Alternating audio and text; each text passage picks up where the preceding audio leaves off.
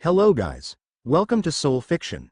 So in this video, we will see the What if Naruto inherited the Otsutsuki Karma seal? If you enjoy these kinds of stories, don't forget to show us some love by hitting the like button and subscribing to the channel. Your support means the world to us. Now, let's dive into the story. Chapter 1. Awakening Legacy. The late afternoon sun cast long shadows across Konoha's training grounds as Naruto Uzumaki stood at the center of a crater of his own making. Sweat glistened on his brow, but his breathing remained calm and measured. Around him, several Enbu operatives watched in silent appreciation as the 19-year-old Jinchuriki completed his daily training routine. "That's enough for today," Naruto said, his voice carrying a quiet authority that had become familiar to those who worked with him. He rolled his shoulders and the faint red glow of the Nine Tails chakra receded beneath his skin. Hawk, the Anbu captain, nodded respectfully. "Your control has improved again, Uzumaki-san. The Hokage will be pleased with the progress report." Naruto smiled, not the boisterous grin of his childhood, but something more measured and confident. "Tell Lady Tsunade I'll stop by tomorrow to discuss that special assignment she mentioned." As the Anbu departed, Naruto remained behind, gazing at his palm where a small, barely noticeable diamond-shaped mark had appeared months ago. It was hardly visible, easily mistaken for a scar or birthmark, but sometimes, in moments of intense focus, he could swear it pulsed with an energy different from both his own chakra and Kurama's. "Still bothering you?" came a familiar voice. Naruto looked up to see Kakashi approaching, his visible eyes studying his former student with quiet interest. "Not bothering," Naruto replied, letting his hand fall to his side. "Just curious. It feels like it's waiting for something." "Symbols appearing on Jinchuriki aren't usually good news," Kakashi noted dryly, falling into step beside Naruto as they headed toward the village. "This is different from the seal," Naruto said with certainty. "Kurama doesn't know what it is either, and he's been with me since birth." Kakashi raised an eyebrow. "You two are on speaking terms now? That's progress." Naruto chuckled. "We've come to an understanding. He's still grumpy, but he prefers me alive than dead, and that's a start." The village had changed in its attitude toward Naruto over the past few years. After mastering the Nine Tails chakra through a different path than fate might have intended, through meditation and will rather than desperate battlefield necessity, he had become one of Konoha's most respected shinobi. The fearful glances of the past had been replaced by nods of acknowledgement, and in some cases, looks of admiration. "Lady Tsunade wants you to lead the caravan protection mission to the Land of Rivers," Kakashi mentioned casually. "Normally they'd send a full Jonin squad, but apparently you specifically were requested." Naruto raised an eyebrow. "By whom?" "The client, a merchant named Takashi.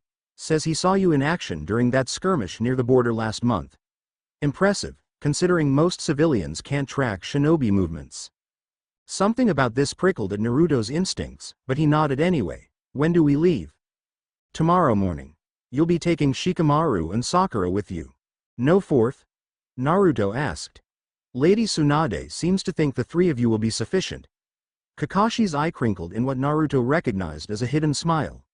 "Though I believe Hinata volunteered when she heard you were leading the mission." Naruto felt a small warmth spread through his chest.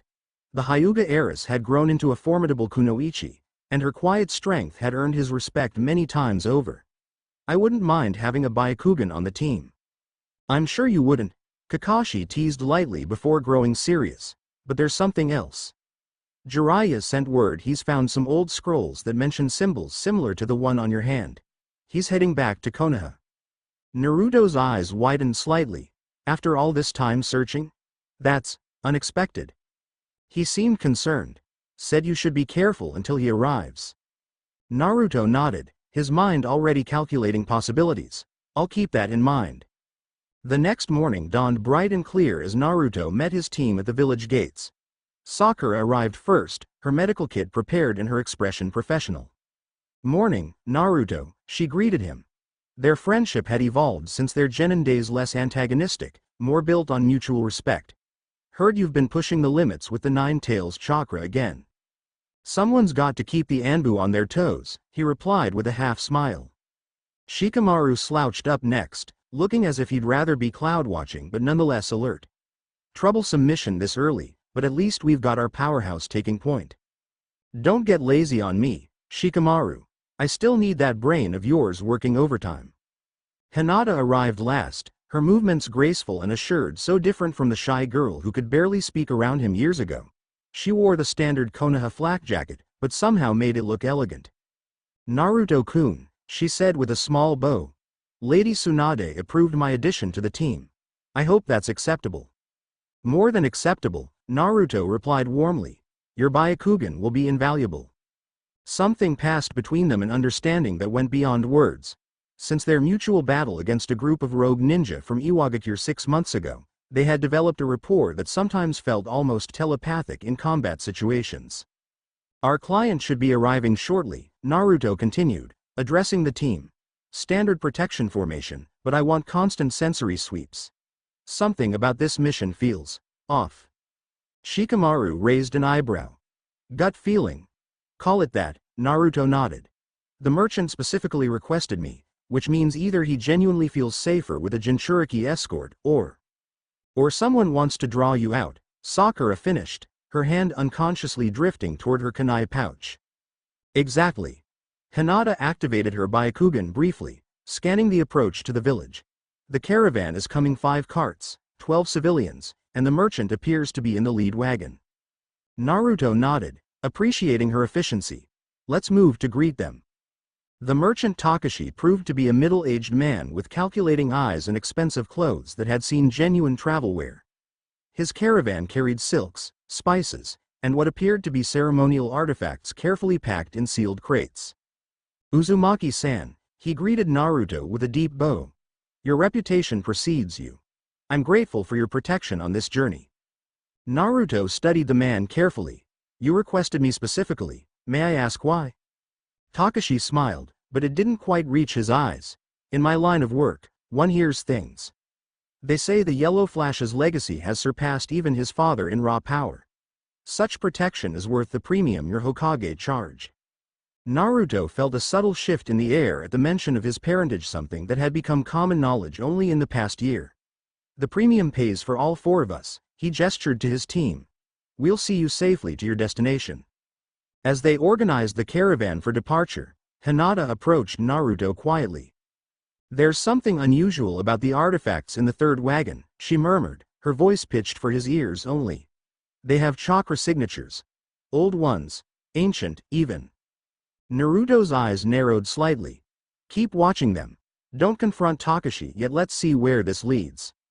She nodded, and their hands brushed momentarily, a touch that lingered just a fraction longer than necessary.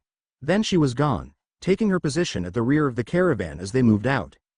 Inside his mindscape, Naruto addressed the massive fox watching him through half-lidded eyes. You sensing anything unusual, Kurama? The 9 tails rumbled thoughtfully. Something about those artifacts resonates with me. Not like Biju Chakra. Older. More like the sage's energy.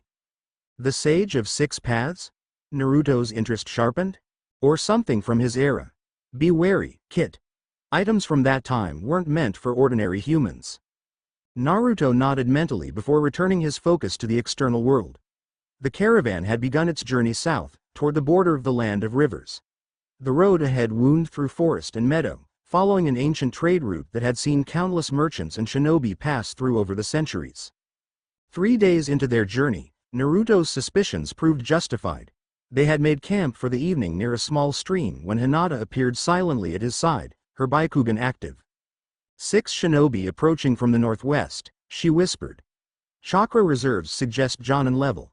They're attempting to mask their presence, but they're not Anbu quality. Naruto nodded, unsurprised. Mercenaries, then. Likely hired for this specific job. He glanced toward Takashi's tent. Warn Shikamaru and Sakura. I'll have a word with our client. Without waiting for her response, Naruto made his way to the merchant's tent and entered without announcement. Takashi looked up from a ledger, momentarily startled before composing himself. Uzumaki-san, is there a problem? You tell me, Naruto replied evenly, letting a hint of the 9 tails' presence flicker in his eyes just enough to unnerve. We have company approaching. 6 Jonin-level shinobi with no village affiliation. To his credit, Takashi didn't feign surprise. He simply closed his ledger and sighed. I suspected we might be followed. The artifacts I'm transporting are Significant. Significant enough to put my team at risk without full disclosure? Naruto's voice remained calm, but the temperature in the tent seemed to drop several degrees. They're relics from before the founding of the hidden villages, Takashi admitted. Found in ruins near the land of River's northern mountains. There are those who believe they contain sealed techniques from an ancient civilization. Naruto's mark tingled slightly at these words. And who hired the shinobi tracking us? A collector who lost the bidding war, Takashi said simply. He's not one to accept defeat gracefully. Outside, a bird call Shikamaru signaled that the enemy was closing in. Naruto fixed the merchant with a hard stare. We'll discuss proper mission parameters later, stay here.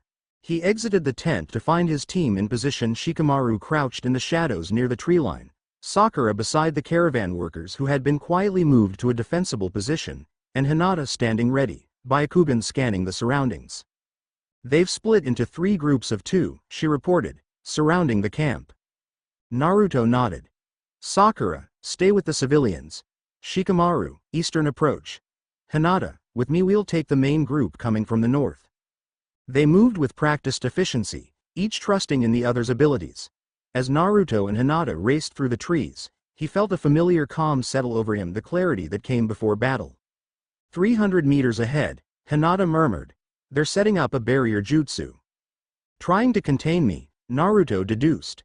That means they know who I am but not what I'm capable of. The first attack came in the form of electrified wire traps that sprung from the trees, designed to ensnare and incapacitate. Naruto dodged with fluid grace while Hinata's gentle fist severed the chakra flow to the mechanisms, rendering them useless. 2 figures dropped from the canopy, a woman wielding twin short swords crackling with lightning and a heavily built man whose arms were covered in sealed scrolls. Both wore nondescript clothing with no village insignia, but their movements betrayed high-level training. Naruto Uzumaki, the woman spoke, her voice carrying a hint of an accent from the land of lightning. Surrender the artifacts and we'll let your team live. Naruto raised an eyebrow.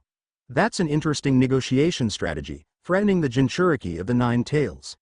His voice was calm, almost conversational, which seemed to unnerve them more than anger would have. The man unraveled one of his scrolls.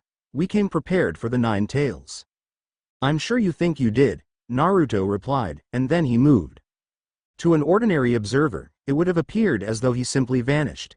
In reality, he had channeled just enough of Kurama's chakra to enhance his natural speed to extraordinary levels. He reappeared behind the man, a kunai held casually against his throat. But I'm much more than just the 9 tails Jinchuriki. The woman attacked with impressive speed, her swords slicing through the air in a pattern designed to force Naruto away from her partner. Hinata intercepted, her gentle fist forming a perfect counter to the swordswoman's aggressive style. 8 trigrams. Vacuum palm. Hinata called, her strike sending a concentrated burst of chakra that disrupted the woman's attack and sent her skidding backward. The man in Naruto's grasp activated his scroll, which erupted into glowing chains reminiscent of those used by Uzumaki sealing techniques. For a moment, surprise registered on Naruto's face, enough time for the chains to wrap around his arm. Uzumaki sealing chains? Naruto questioned, genuine curiosity in his voice. Where did a mercenary get this technique? The man grinned. You're not the only one with connections to lost arts, Jinchuriki. The chains tightened, designed to suppress chakra and immobilize. Under normal circumstances, they might have been effective against even a skilled jonin. Against Naruto, they were merely an inconvenience. With a controlled pulse of chakra, not Kurama's, but his own, Naruto disrupted the sealing pattern in the chains. They slackened momentarily, which was all he needed. His free hand formed a familiar seal, and 2 shadow clones appeared flanking the mercenary. Rasengan, Naruto said almost apologetically as one clone formed the spiraling sphere in his palm. Rather than striking directly, he slammed it into the ground beneath them, creating a controlled explosion that separated him from his opponent while simultaneously uprooting the trees the man might have used to regroup. Meanwhile, Hinata had engaged the swordswoman in close combat. The mercenary was skilled, but against the Byakugan and the gentle fist, skill alone wasn't enough. Hinata moved like water, each strike precise and economical, gradually sealing the woman's chakra points until her lightning techniques fizzled into nothing. Surrender, Hinata suggested calmly. You're outmatched. Pride won over reason, and the swordswoman attempted one more desperate attack. Hinata sighed almost imperceptibly before executing a perfect 8 trigrams 64 palms, her hands moving so rapidly they blurred. The mercenary collapsed, conscious but unable to mold chakra. The man facing Naruto proved more pragmatic.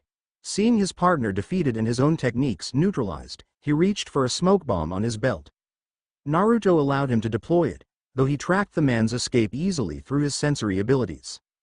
Let him go, Naruto told his clones, who had moved to pursue. He'll lead us to whoever hired them.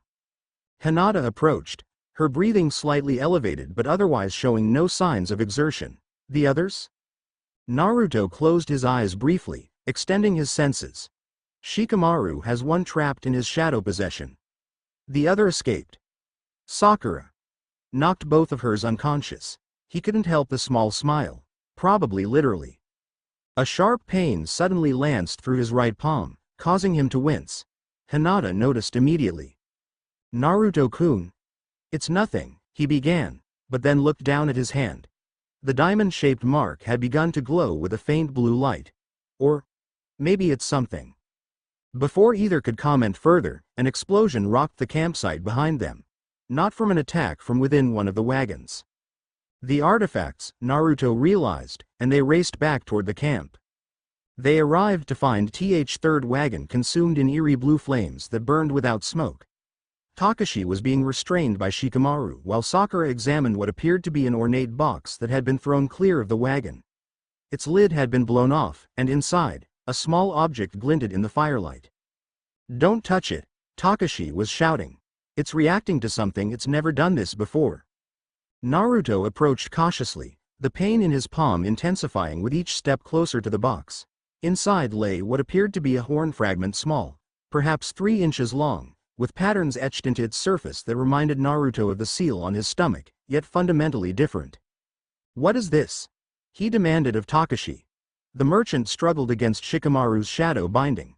A relic said to be from the age when gods walked among humans. The inscriptions mentioned something called Otsutsuki, but most of the text was unreadable. The name sent a shock through Naruto's system, and beside him, he felt Kurama stir with recognition. Otsutsuki, the 9 tails growled within his mind, the sage's clan. The pain in Naruto's palm had become nearly unbearable. Acting on instinct rather than reason, he reached for the horn fragment. Hinata moved to stop him, but hesitated when she saw the glow from his palm matching the light emanating from the artifact. Naruto-kun, your chakra is changing, she said urgently, her Byakugan active. There's something in your network I've never seen before, it's resonating with that object. Ignoring the warnings of both his teammates and Takashi, Naruto lifted the horn fragment. The moment his fingers made contact, the pain in his palm transformed into a rush of pure chakra unlike anything he had experienced before, not warm like his own energy, not burning like Kurama's, but cool and vast and ancient. The diamond mark expanded, lines spreading across his palm and up his wrist like living calligraphy. In his mindscape, Kurama roared in surprise as waves of unfamiliar energy washed through Naruto's chakra network. Kit. This power, it's not human. Outside, Naruto's friends watched in shock as patterns of blue light traced across his skin, centering on his right hand but spreading up his arm and across his chest. His eyes, when he opened them, had changed, the blue irises now containing a pattern reminiscent of the Byakugan but with concentric circles rippling outward. Naruto. Sakura called out in alarm, moving toward him, only to be stopped by an invisible barrier of force that had formed around him. For Naruto, the world had expanded. He could see chakra now, not just sense it as he did with Sage Mode, but actually see it flowing through everything around him. The trees, the earth, his friends, even the air itself was illuminated with networks of energy previously invisible to him. And knowledge came with the vision, fragmented, incomplete, but undeniable. Images of pale-skinned beings with horns and eyes like his now appeared. Memories that weren't his own flickered through his consciousness. A dying Otsutsuki, gravely wounded during the 9 Tails attack on Konoha, using the chaos and enormous chakra release to mask his final act, embedding his essence, his karma, into the infant Jinchuriki as a vessel for preservation. As quickly as it had come, the flood of power and information receded. The blue patterns faded from Naruto's skin, retreating back to the diamond mark on his palm, though now it was clearly more than just a mark. It was a seal of some kind, similar to but distinct from the one containing Kurama. Naruto staggered slightly as the barrier around him dissipated. Hinata was at his side instantly, supporting him with a gentle hand on his elbow. What happened? Shikamaru demanded, maintaining his shadow bind on Takashi but clearly alarmed by what he'd witnessed. Naruto looked at his palm, where the diamond seal now pulsed with a subtle rhythm that matched his heartbeat. I think I just awakened something that's been dormant inside me since the day I was born. He met Hinata's concerned gaze. Something besides the 9 tails. The Byakugan, she whispered, staring at his eyes, which were gradually returning to their normal blue. You had eyes like mine, but different. Otsutsuki, Naruto said, the name feeling strange yet somehow familiar on his tongue. That's what they're called. The clan that created the ninja world as we know it, and somehow, one of them put their power inside me. Takashi had gone pale. The legends. They spoke of pale gods who descended from the stars, with eyes that could see all things and powers beyond mortal comprehension. But they were just myths. Not myths, Naruto contradicted, his voice gaining strength as the initial shock wore off. The Sage of 6 Paths was real, and apparently, so was his clan. Sakura approached cautiously, her medical training overriding her caution. Let me check you. That energy surge could have damaged your chakra network. As she examined him, her expression grew increasingly puzzled. Your chakra pathways have expanded. I've never seen anything like this, not even in other Jinchuriki. Kit, Kurama spoke within Naruto's mind, his tone uncharacteristically serious. This power. It's changing you. Not just your chakra, your very essence. The Uzumaki blood in you is reacting to it, adapting rather than rejecting it, but be careful. What you've awakened is not meant for humans. What should we do with him? Shikamaru asked Naruto, jerking his head toward Takashi. Naruto considered the merchant thoughtfully. Release him. I don't think he knew exactly what he was carrying. As Shikamaru's shadow receded, Naruto fixed Takashi with a penetrating stare. But you suspected it was connected to the Otsutsuki, didn't you? That's why you requested me specifically. Takashi straightened his clothing, regaining some of his composure. There were rumors about your parentage, about the seal you carry. Some believe the Uzumaki clan had connections to the ancient powers. I thought perhaps you might safely transport the artifacts where others could not. He gestured to the now extinguished wagon. Clearly, I was right to be cautious. The mission parameters have changed, Naruto decided. We'll continue to your destination, but afterward, you're coming back to Konoha with us. Lady Tsunade will want to hear about these artifacts directly. Takashi bowed, recognizing the shift in authority. As you wish, Uzumaki-san. As they reorganized the camp and secured their prisoner, the female mercenary who'd fought Hinata, Naruto found himself standing apart, testing the limits of his new vision. With concentration, he could activate the altered state of his eyes, seeing the world overlaid with chakra signatures and energy flows. It's beautiful, isn't it? Hinata said softly, joining him at the edge of the clearing. Seeing the world this way. Naruto looked at her, genuinely surprised. Yes, I never understood before. What you see through the Byakugan. It's like the world is alive in ways most people never notice. She smiled gently. The Hyuga are taught that our eyes are a burden and a responsibility. But I've always found joy in seeing the beauty of chakra flowing through living things. Her expression grew concerned. Are you okay, Naruto-kun? Truly? He considered the question honestly before answering. I don't know. This power. It feels both foreign and familiar at the same time. Like it's been waiting inside me all along. He flexed his hand, watching as the seal pulsed faintly. But whatever it is, I won't let it control me. Just like with Kurama, I'll master it rather than let it master me. I believe you will, she said, and the simple confidence in her voice strengthened his resolve. From the shadows near the tree line, a figure observed the exchange with keen interest. Ino Yamanaka had arrived with the backup team dispatched when the initial skirmish had been reported to Konoha. Her assignment: assess Naruto's mental state following what sensors in the village had described as a chakra surge unlike anything recorded since the Nine Tails attack. What she witnessed both fascinated and concerned her. The purity and complexity of the chakra now flowing through Naruto was beyond anything she had encountered in her clan's mental techniques. More intriguing still was the way he and Hinata interacted, the subtle harmony in their chakra signatures when they stood close to each other. "Fascinating, isn't it?" came a voice beside her, and Ino nearly jumped before recognizing Kakashi's masked face in the darkness. "Sensei. I didn't sense you." "Few do," he replied mildly, his visible eye fixed on Naruto. "Report."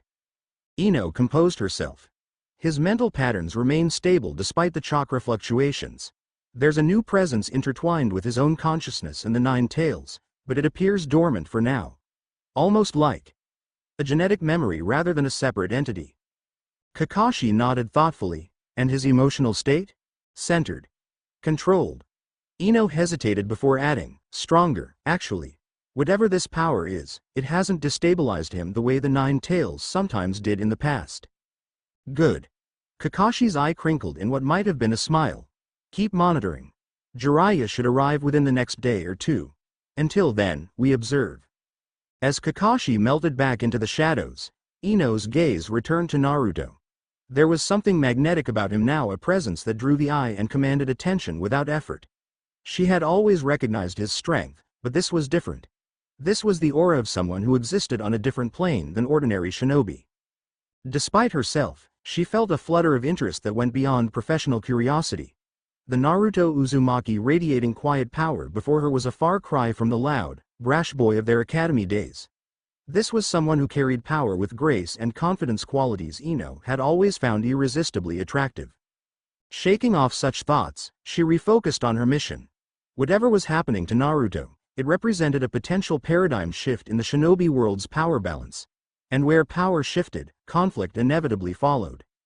2 days later, they arrived at their destination, a small, wealthy town at the border between the land of fire and the land of rivers.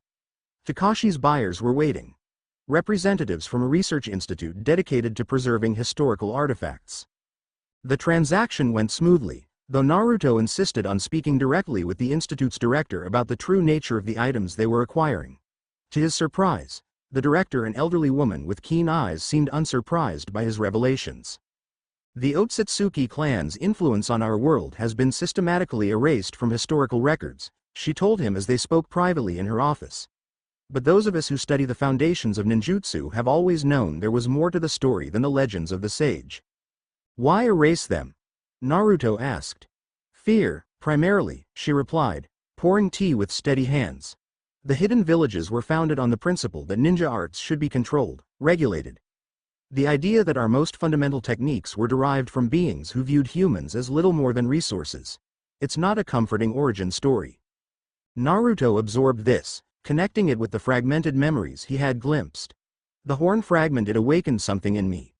A seal of some kind that's been dormant since I was an infant." The director studied him with increased interest. "A karma seal," she murmured. "There are references to such things in the oldest scrolls, a method by which Otsutsuki could preserve themselves through human vessels. Supposedly, it transfers not just chakra but consciousness itself." A chill ran through Naruto at these words. "You mean it's trying to take over my body?" "Perhaps. Or perhaps something interrupted the process." She gestured to his stomach, where the 8 trigram seal contained Kurama. "You already host one of the most powerful chakra entities in existence. That may have complicated things for whatever Otsutsuki placed the karma upon you." Their conversation was interrupted by a commotion outside, raised voices and the unmistakable flare of combat chakra. Naruto was on his feet instantly, his senses extending outward. "Stay here," he instructed the director before vanishing in a flash of speed. He emerged onto the institute's courtyard to find Hinata and Shikamaru engaged with a group of black-clad shinobi bearing no identifying marks. Not the same mercenaries from before, these moved with the coordinated precision of elite special forces. Root, Naruto realized with a shock. Danzo's supposedly disbanded Black Ops unit. Sakura was protecting the caravan workers while Ino, who had accompanied them to the town, was using her mind transfer technique to sow confusion among the attackers. But they were outnumbered, and these opponents were far more dangerous than the mercenaries had been. Naruto didn't hesitate. Drawing on Kurama's chakra, he entered his initial Jinchuriki form, a golden aura surrounding him as he moved with blinding speed into the fray. 2 root operatives went down before they could react, swept aside by chakra arms that extended from Naruto's aura. A third attacked with a water dragon jutsu, which Naruto simply raised his hand toward. To everyone's surprise, including his own, the jutsu didn't impact him. It was absorbed into the palm bearing the karma seal, dissipating as if it had never existed. What the? Naruto stared at his hand in shock. The Kurama rumbled within him. It appears to absorb ninjutsu. There was no time to process this new development as more root shinobi closed in. These were more prepared, using taijutsu rather than ninjutsu after witnessing what had happened to their comrade's attack. Hinata moved to Naruto's side, her gentle fist creating a perfect complement to his power-based attacks. They fought in seamless harmony, each anticipating the other's movements without need for communication. Naruto. Shikamaru called from across the courtyard. Their commander is after the artifacts. Naruto turned to see a masked figure slipping into the institute's main building. With a nod to Hinata that conveyed complete trust in her ability to handle the remaining attackers, he pursued. Inside, he found the root commander confronting the director, who stood protectively before a sealed vault. "Step aside," the masked man was saying. "Lord Danzo requires these artifacts for Konoha's security." "Danzo doesn't speak for Konoha," Naruto interrupted, his voice carrying an authority that made both figures turn toward him. "And he certainly doesn't have authority to steal from our allies." The commander assessed Naruto coldly through the eye holes of his mask. "The Jinchuriki. Lord Danzo will be interested to know about your evolution." "You can tell him yourself from a cell," Naruto replied, settling into a fighting stance, "after you surrender." The man's response was to form a complex series of hand signs too fast for an ordinary eye to follow, but perfectly clear to Naruto's enhanced perception. Earth style transformed into wood, release a technique that should have been impossible for anyone not possessing the first Hokage's cells. Wooden spikes erupted from the floor, walls, and ceiling, converging on Naruto from all directions. Rather than dodging, he stood his ground, raising his right palm toward the attack. The wood jutsu made contact with the karma seal and vanished, absorbed just as the water dragon had been. The commander showed no surprise, as if testing a theory rather than expecting success. He switched tactics immediately, drawing a tanto that gleamed with chakra enhancement. What followed was a display of kenjutsu mastery that would have overwhelmed many jonin. The commander moved with deadly precision, each strike aimed at vital points with just enough restraint to incapacitate rather than kill. Danzo apparently wanted Naruto alive. But Naruto was no longer the same shinobi he had been even days ago.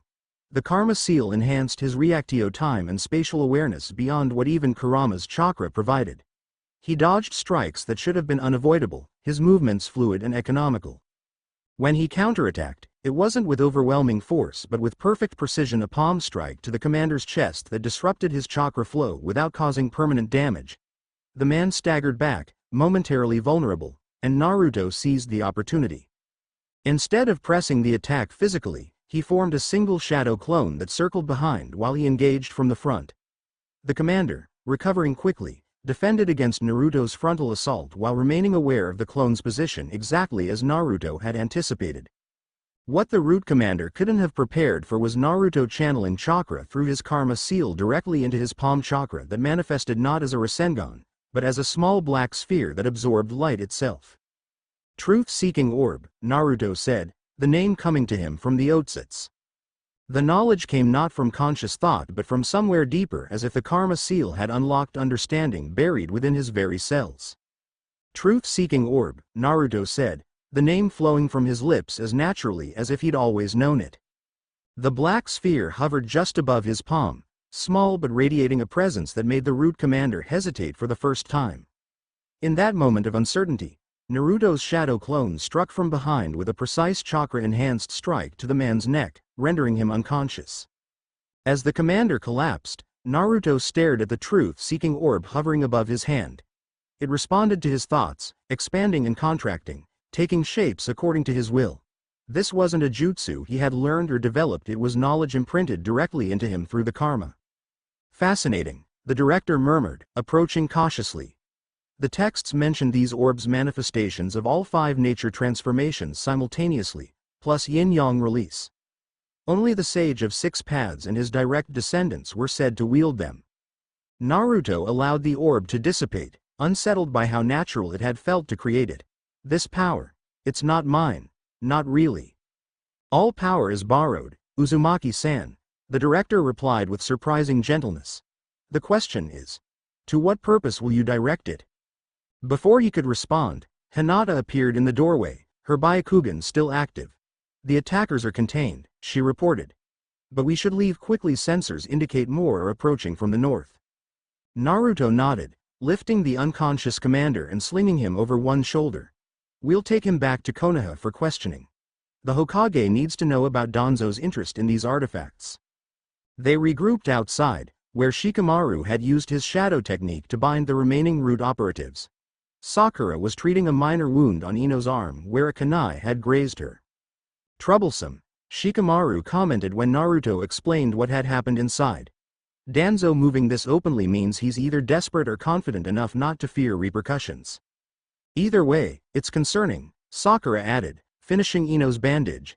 And what was that black orb thing you created? I've never seen a jutsu like that before.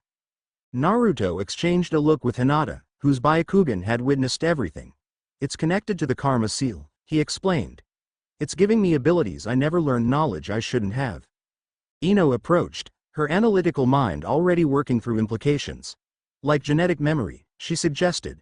My clan's techniques sometimes access ancestral knowledge stored in a person's chakra. If this Otsutsuki placed more than just power in that seal, then I'm accessing their techniques and abilities, Naruto finished, the realization both exhilarating and disturbing. But why? What did they want with me? A new voice answered from the shadows of a nearby building. To use you as a vessel, most likely.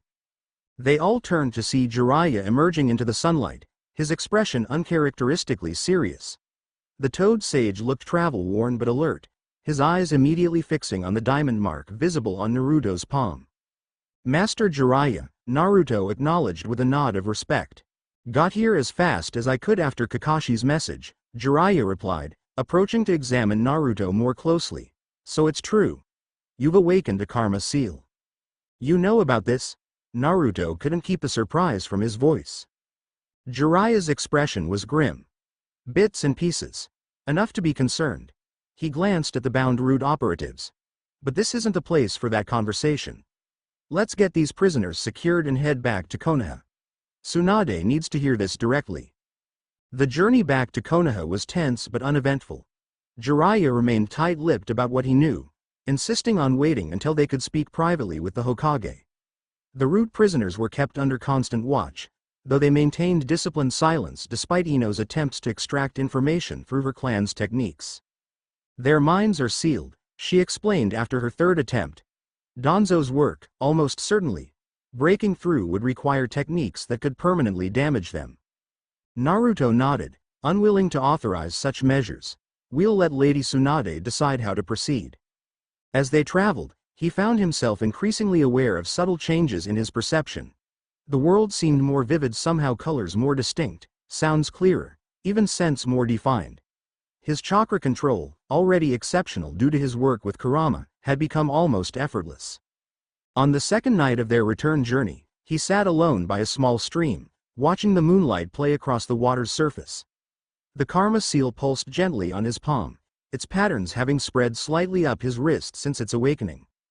May I join you? He looked up to find Ino standing nearby, her platinum blonde hair appearing almost silver in the moonlight. He nodded, and she sat beside him on the grassy bank. Having trouble sleeping? He asked. I could ask you the same, she replied with a small smile. But actually, I wanted to check on you. Professionally speaking. Naruto raised an eyebrow. You're monitoring my mental state. That obvious, huh? She laughed softly. Lady Tsunade's orders. She was concerned about potential psychological effects from whatever happened with that artifact. Rather than taking offense, Naruto appreciated the Hokage's thoroughness. And what's your professional assessment? Ino studied him thoughtfully. Remarkably stable, considering. Most people would be overwhelmed by the kind of power surge you experienced. Her expression became more serious. But there are changes. Your chakra patterns have shifted, become more complex. And there are thought signatures that weren't there before.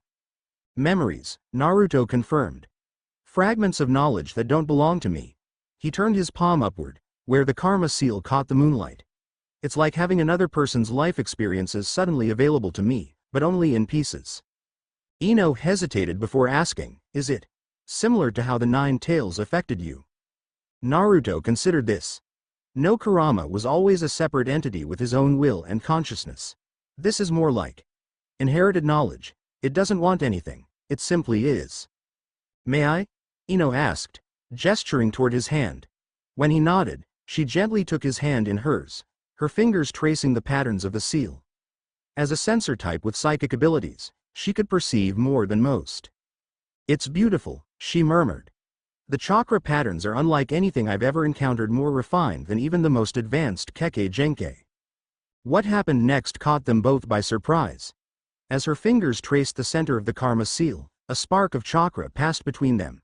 Ino gasped as her mind-reading abilities involuntarily activated, pulling her consciousness partially into Naruto's mindscape.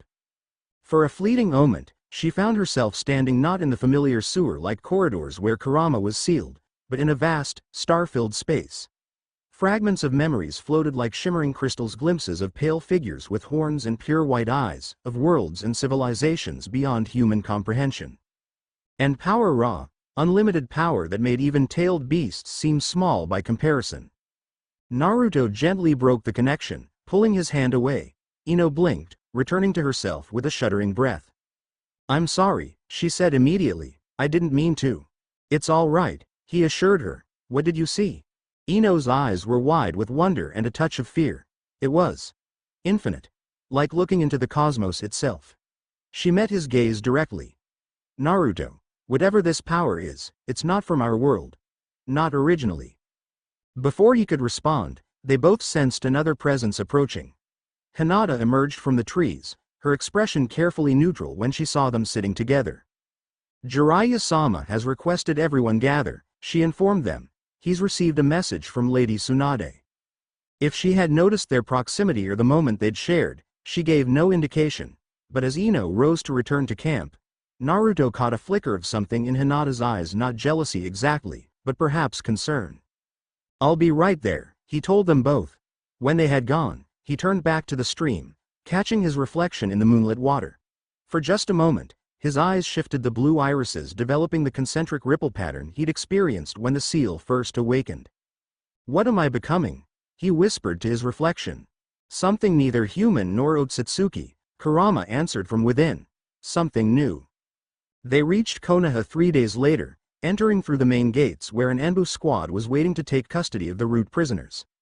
Lady Tsunade herself stood before the Hokage tower, arms crossed and expression stern as their group approached. My office, now, was all she said before turning on her heel and marching inside. Once they were assembled, Naruto, Jiraiya, Kakashi, Shikamaru, Sakura, Hinata, and Ino Tsunade activated privacy seals around her office and fixed Naruto with an evaluating stare. Show me, she commanded without preamble. Naruto extended his right hand, palm up, revealing the karma seal that now extended in intricate patterns to his mid-forearm. Tsunade examined it with a medical ninja's precision, her fingers probing the chakra pathways around the seal. It's integrating with your network, she observed. Not like the 8 trigrams seal, which remains distinct from your own chakra. This is becoming part of you. That's what concerns me, Jiraiya interjected, unrolling an ancient scroll across Tsunade's desk. According to what I found in the ruins of Uzushiogakure, the karma seal isn't just a power source, it's a complete genetic blueprint. A what? Sakura asked, her medical interest piqued.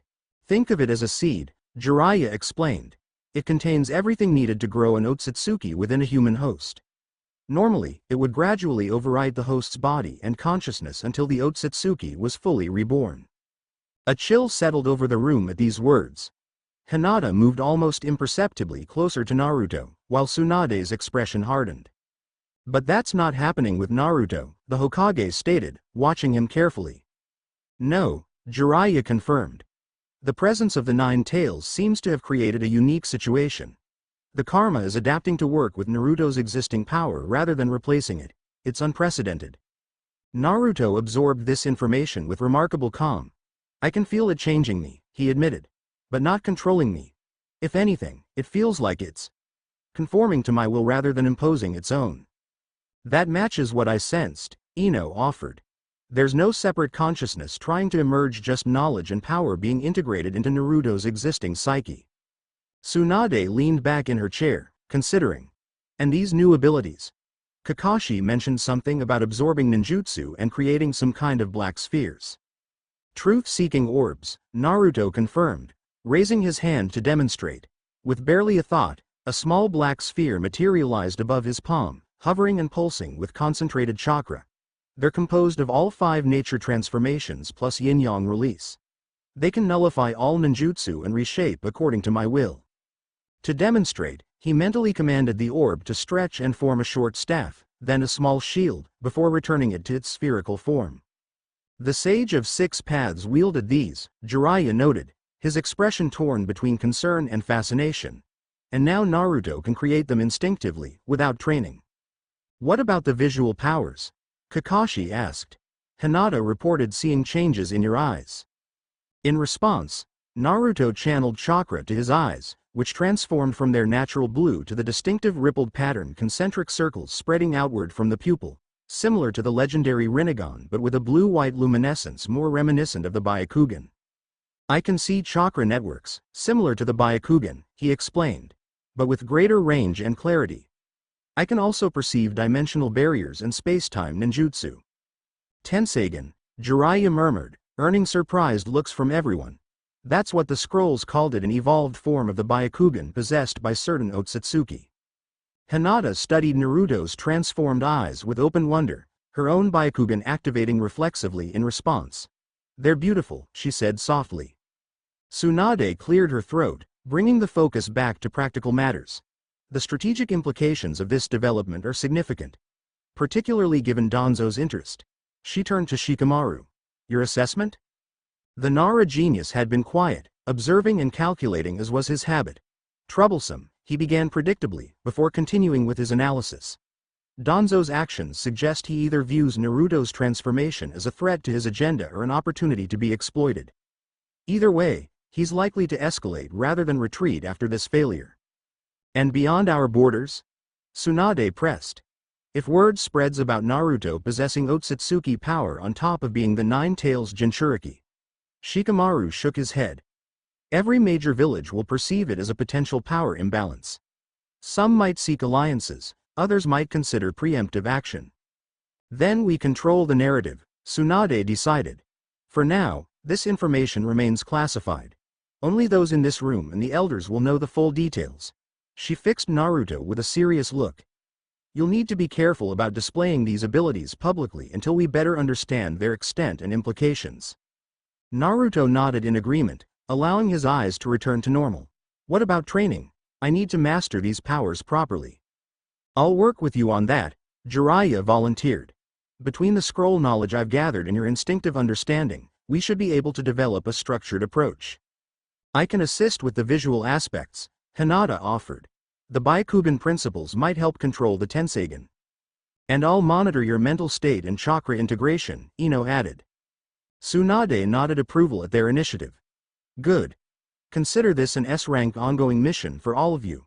She stood, signaling the meeting's end. Naruto remained behind. The rest of you are dismissed except Jiraiya. As the others filed out, Naruto caught Hinata's eye, conveying silent gratitude for her support. She smiled in return, a gentle expression that somehow settled the uncertainty churning within him. Once the door closed behind the others, Tsunade's professional demeanor softened slightly. How are you really doing with all this, kid? The question caught Naruto off guard. He'd been prepared for more strategic discussions, not concern for his well-being. I'm adapting, he answered honestly. It's overwhelming sometimes, having knowledge and abilities I never learned. But it also feels strangely right, like finding a missing piece of myself I never knew was gone. Tsunade exchanged a glance with Jiraiya. There's something else you should know, she said carefully. Something about your mother. Naruto straightened, instantly alert. Information about his parents had been scarce throughout his life, though he had learned of Minato's identity in recent years.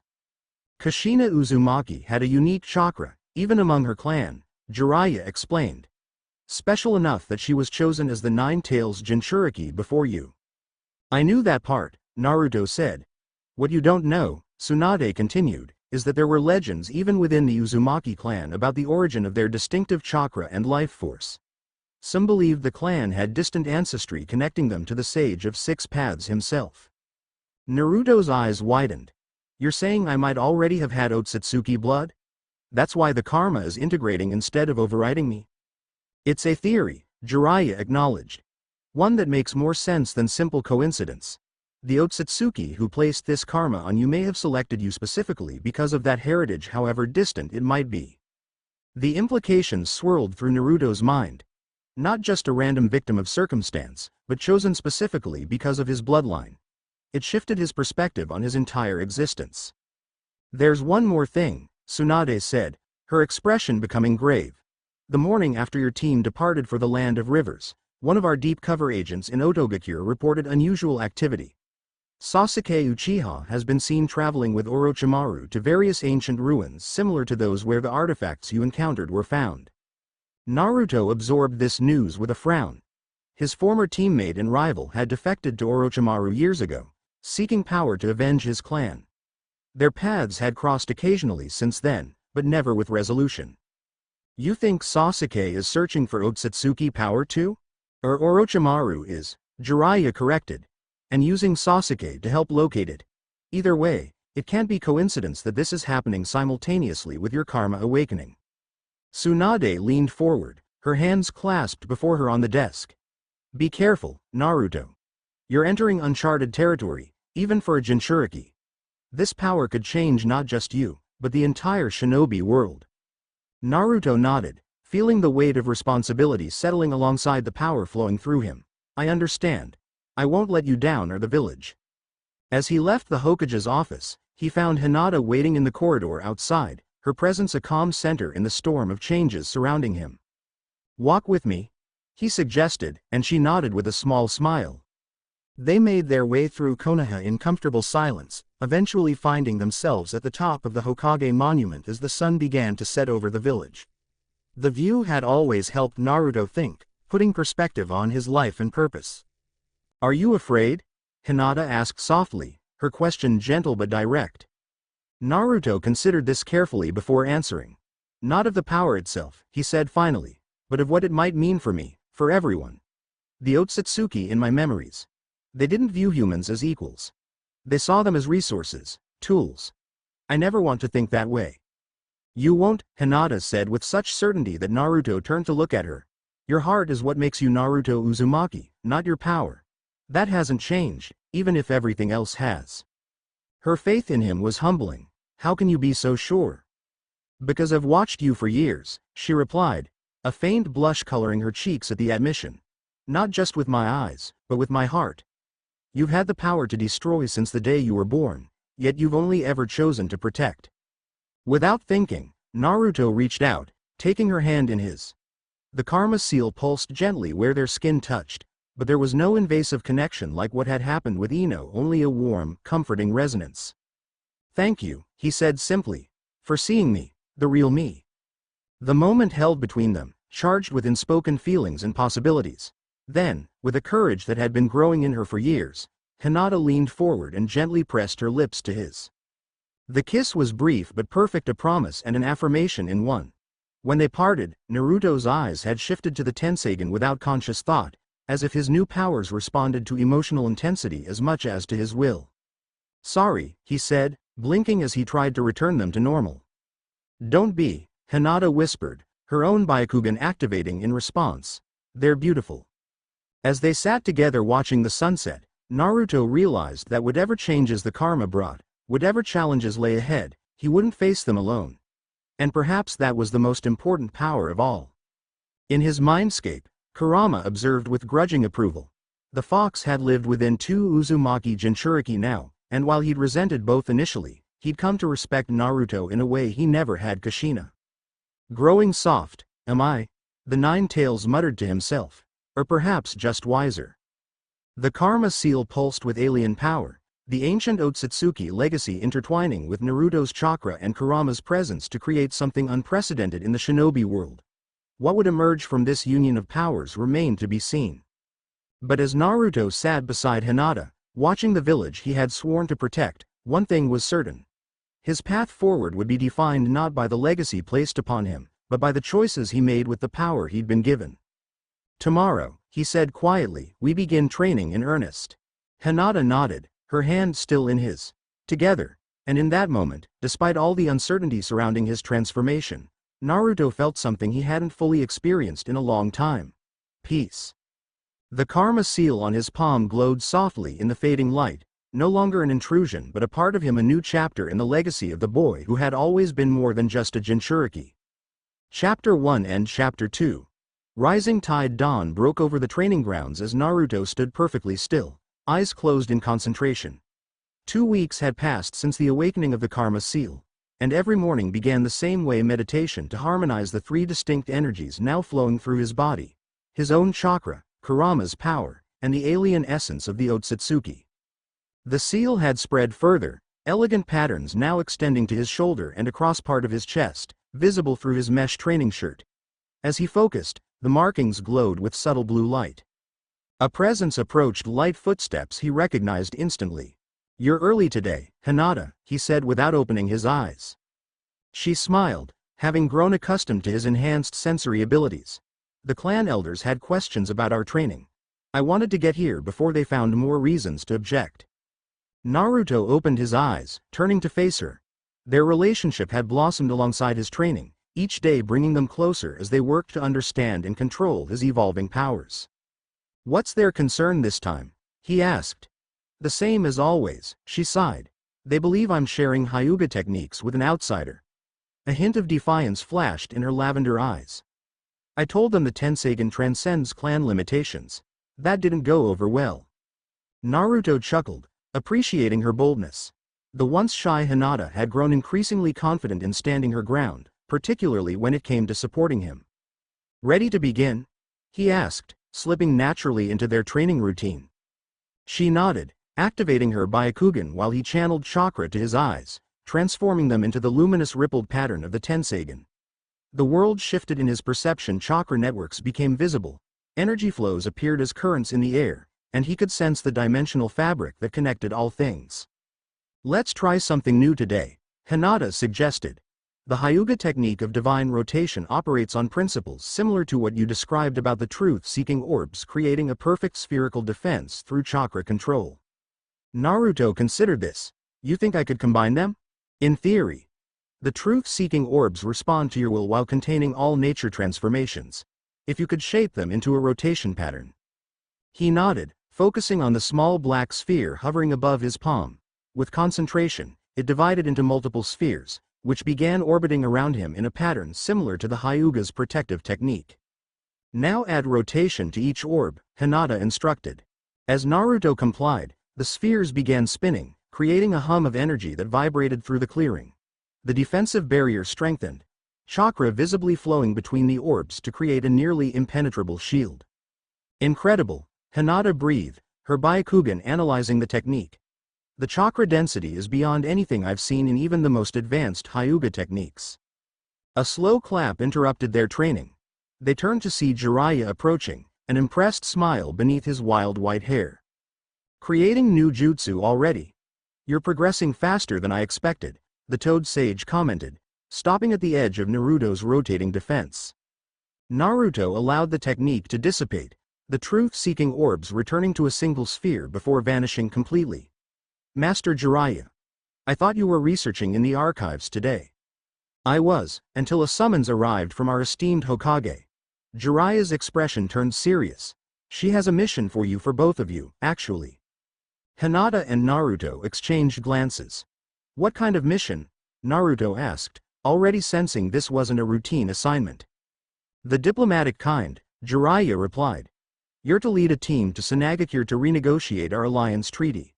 Recent developments have made the Kazekage curious about Konoha's new capabilities." Understanding dawned on Naruto.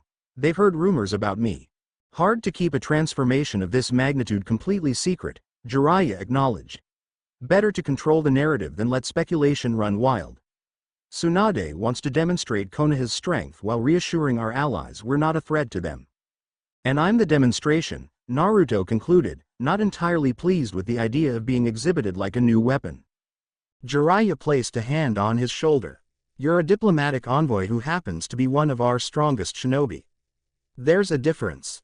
Who else is on the team? Hinata asked. Shikamaru for strategy and negotiation support, Ino for intelligence gathering, and you for your Byakugan and... Jiraiya glanced meaningfully between them, your calming influence on our friend here. Naruto might have bristled at the implication in the past, but experience had taught him the value of emotional balance when wielding immense power. Hinata's presence did help center him, especially when the alien chakra of the karma pulsed with unexpected intensity. When do we leave? He asked. Tomorrow at dawn. And Naruto, Jiraiya's expression grew grave, Tsunade wants you to understand something important. This mission isn't just about diplomacy, it's a test. The council needs to know you can control these new abilities in a high-pressure situation. Naruto nodded, recognizing the unstated warning. Some in Konoha remained wary of his growing power, Danzo chief among them. Proving he could maintain control while representing the village would go a long way toward easing those concerns. I understand, he said simply. After Jiraiya departed, Naruto and Hinata continued training, but with less experimental techniques and more focus on control and precision. As the sun climbed higher, they were joined by Ino, who had taken on the responsibility of monitoring Naruto's mental state as his powers evolved. Heard about the mission, she said, settling cross-legged on the grass beside them. Excited for your first diplomatic assignment? Is that what we're calling it? Naruto replied with a wry smile. Feels more like a demonstration for nervous allies. Ino shrugged. Perception is reality in diplomacy. Speaking of which, time for your checkup. She raised her hands in her clan's distinctive jutsu position. Mind if I take a peek?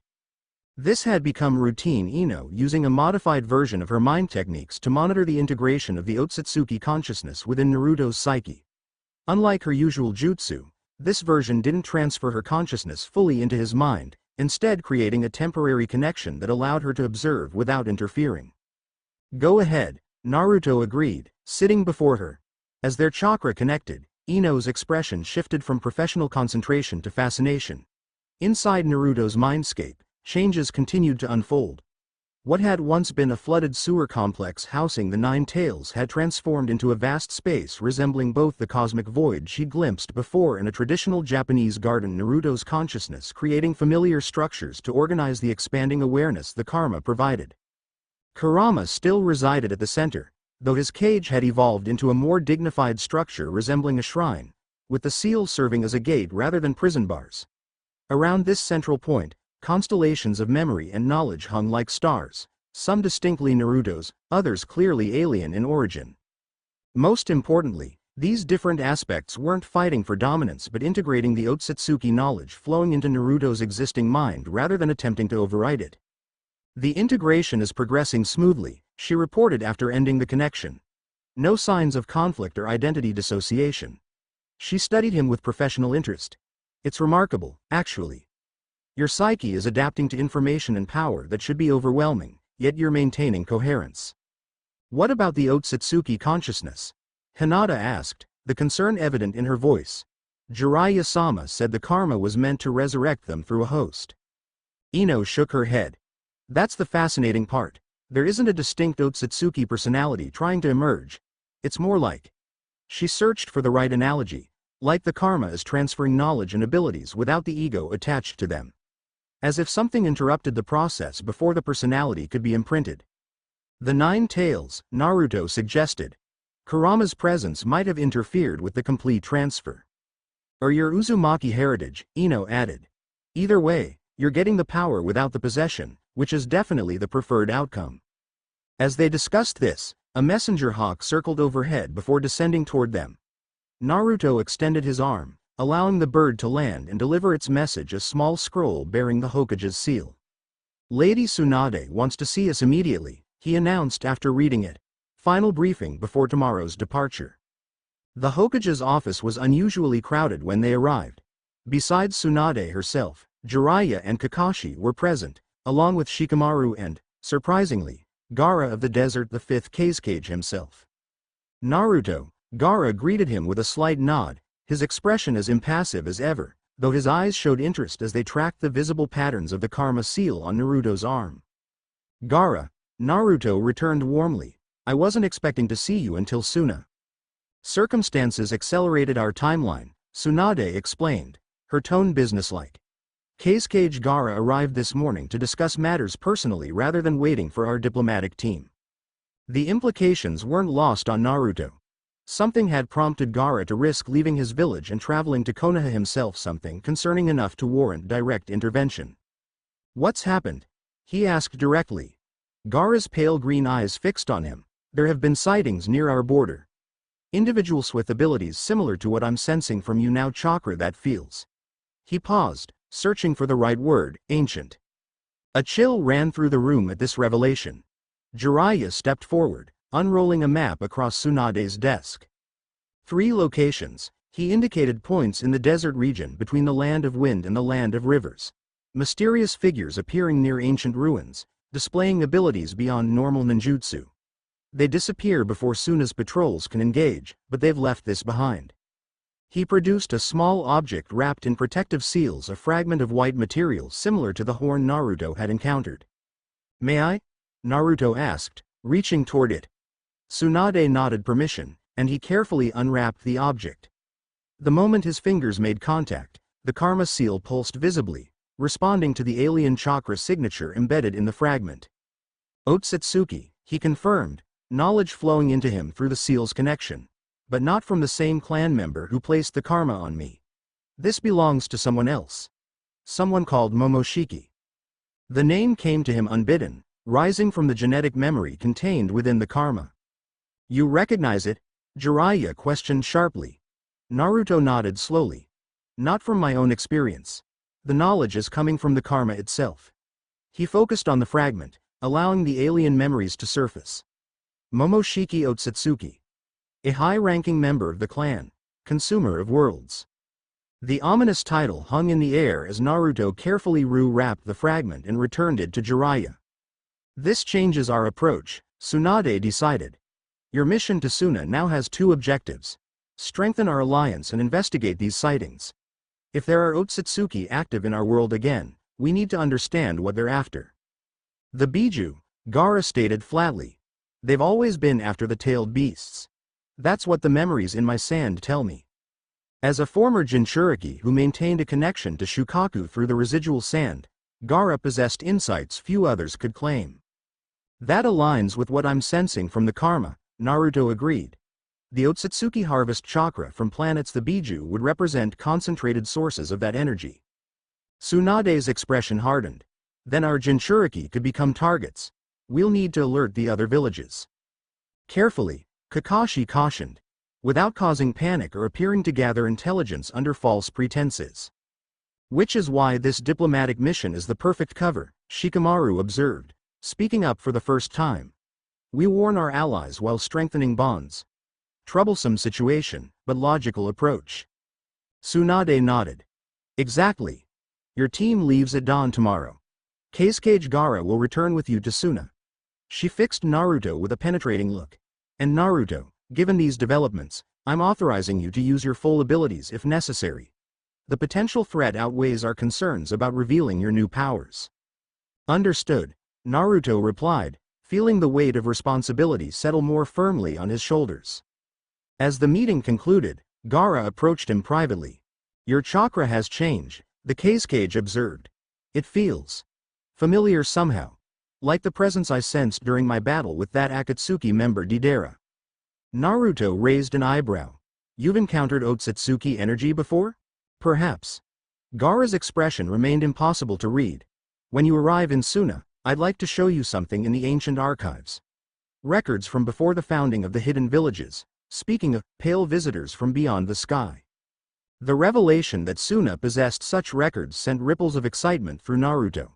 I'd like that very much. As they parted ways, Naruto found Hinata waiting for him in the corridor. She had observed the meeting silently, absorbing the implications with her characteristic thoughtfulness. This goes beyond Konoha now, she said quietly as they walked together through the Hokage Tower, beyond the shinobi nations even. Naruto nodded, his mind still processing everything they'd learned. I'm beginning to understand why the Otsutsuki placed the karma on me.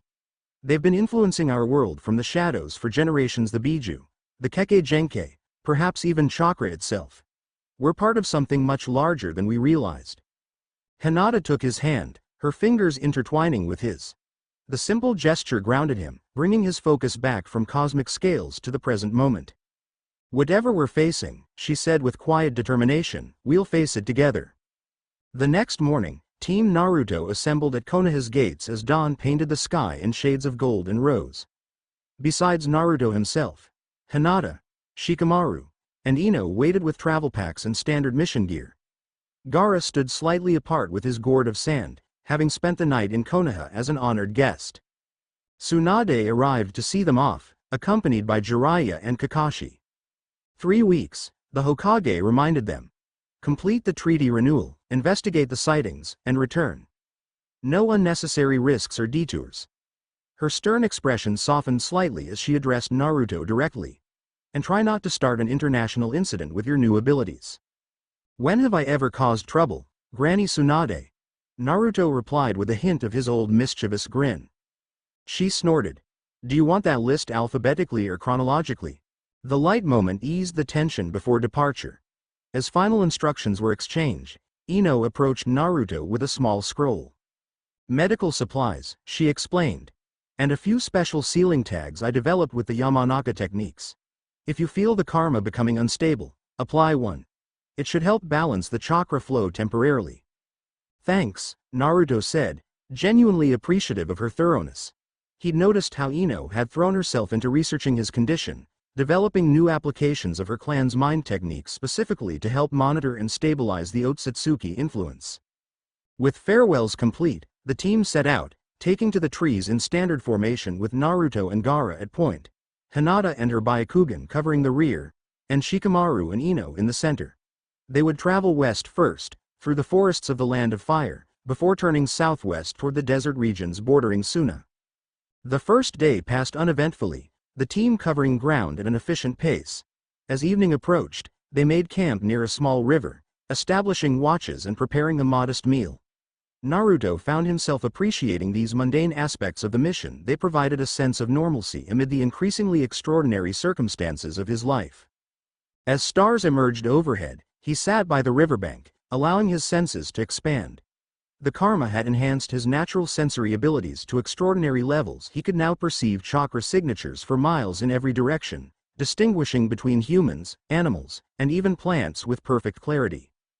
A presence approached, not Hinata's familiar gentle aura, but Ino's more vibrant energy. Mind if I join you? She asked, settling beside him without waiting for an answer. Something on your mind? Naruto inquired, noting the slight tension in her posture. Ino hesitated before speaking. I've been analyzing the data from our mental connection sessions. There's something I didn't mention in the official reports.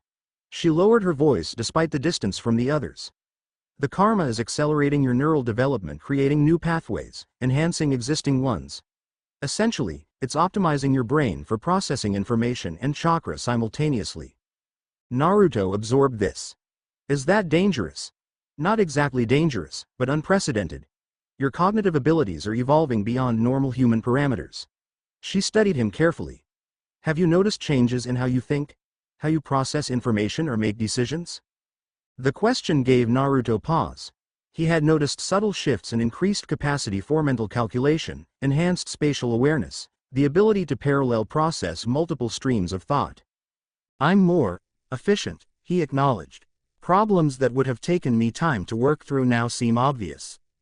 During training yesterday, I was able to simultaneously maintain a conversation with Hinata while mentally cataloging 57 distinct applications for the truth-seeking orbs. Ino nodded, unsurprised. Your brain is adapting to manage godlike power. It's fascinating from a medical perspective, but, she hesitated. But you're concerned I might become something other than human, Naruto finished for her. Her blue eyes met his directly. Are you worried about that? Naruto gazed up at the stars, considering her question seriously. Sometimes. The memories I'm accessing through the karma show the Otsutsuki as beings who viewed themselves as gods and other species as resources. I worry about adopting that perspective unconsciously. What keeps you grounded? Ino asked, genuine curiosity in her voice. Connections, Naruto answered without hesitation. To Konoha, to my friends, to... He paused, a small smile touching his lips. To people who see me for who I am, not what power I hold. Something flickered in Ino's expression, recognition, perhaps, or something more complex. In the moonlight, with her platinum hair catching the silver glow, she looked almost ethereal herself. For what it's worth, she said softly, I don't think you're in danger of losing your humanity. The Naruto Uzumaki I know has always defined himself by his bonds to others, not by power or ability.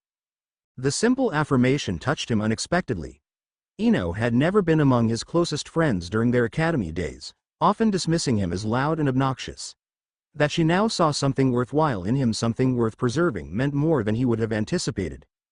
Thank you, he said, genuinely grateful for her insight. A comfortable silence fell between them, broken only by the gentle sound of the river. Eventually, Ino spoke again, her tone more casual. So, you and Hinata, huh? The village gossips are having a field day with that development. Naruto chuckled. Is that your subtle way of asking about my relationship status, Yamanaka? Please, she scoffed, though a faint blush colored her cheeks. I'm a professional psychologist monitoring your mental health. Your romantic entanglements fall under my purview. Ah, of course. Strictly professional interest, he teased, enjoying the rare opportunity to fluster the normally composed Ino. She nudged his shoulder playfully. Don't get cocky, Uzumaki. I've been in your head, remember? I know exactly how smooth you aren't. That's why I need all the practice I can get, he retorted with a grin that momentarily reminded her of the old Naruto, the one who hid insecurities behind bold declarations and bigger smiles. Their banter was interrupted by Gaara's arrival, his movements nearly silent across the sandy riverbank. We're not alone, the cage stated without preamble. My sand detected movement 2 kilometers west, 3 individuals, highly skilled at concealment. They've been shadowing us since midday. Naruto was immediately alert, extending his senses in the direction Gaara indicated. I feel them now. Chakra signatures are unusual. Not Otsutsuki, but there's something off about them. Akatsuki? Ino suggested, already rising to alert the others. No, Naruto shook his head. Different. More controlled. Less individualistic. Like standard issue chakra with minor variations. Root, Gaara concluded. Danzo's operatives use chakra suppression techniques that create that uniformity. Naruto's expression hardened. After the incident with the artifacts, Danzo had been officially censured by the Hokage Council, but the Elder's unofficial operations continued beneath the surface of Konoha politics. They're observing, not attacking, he noted.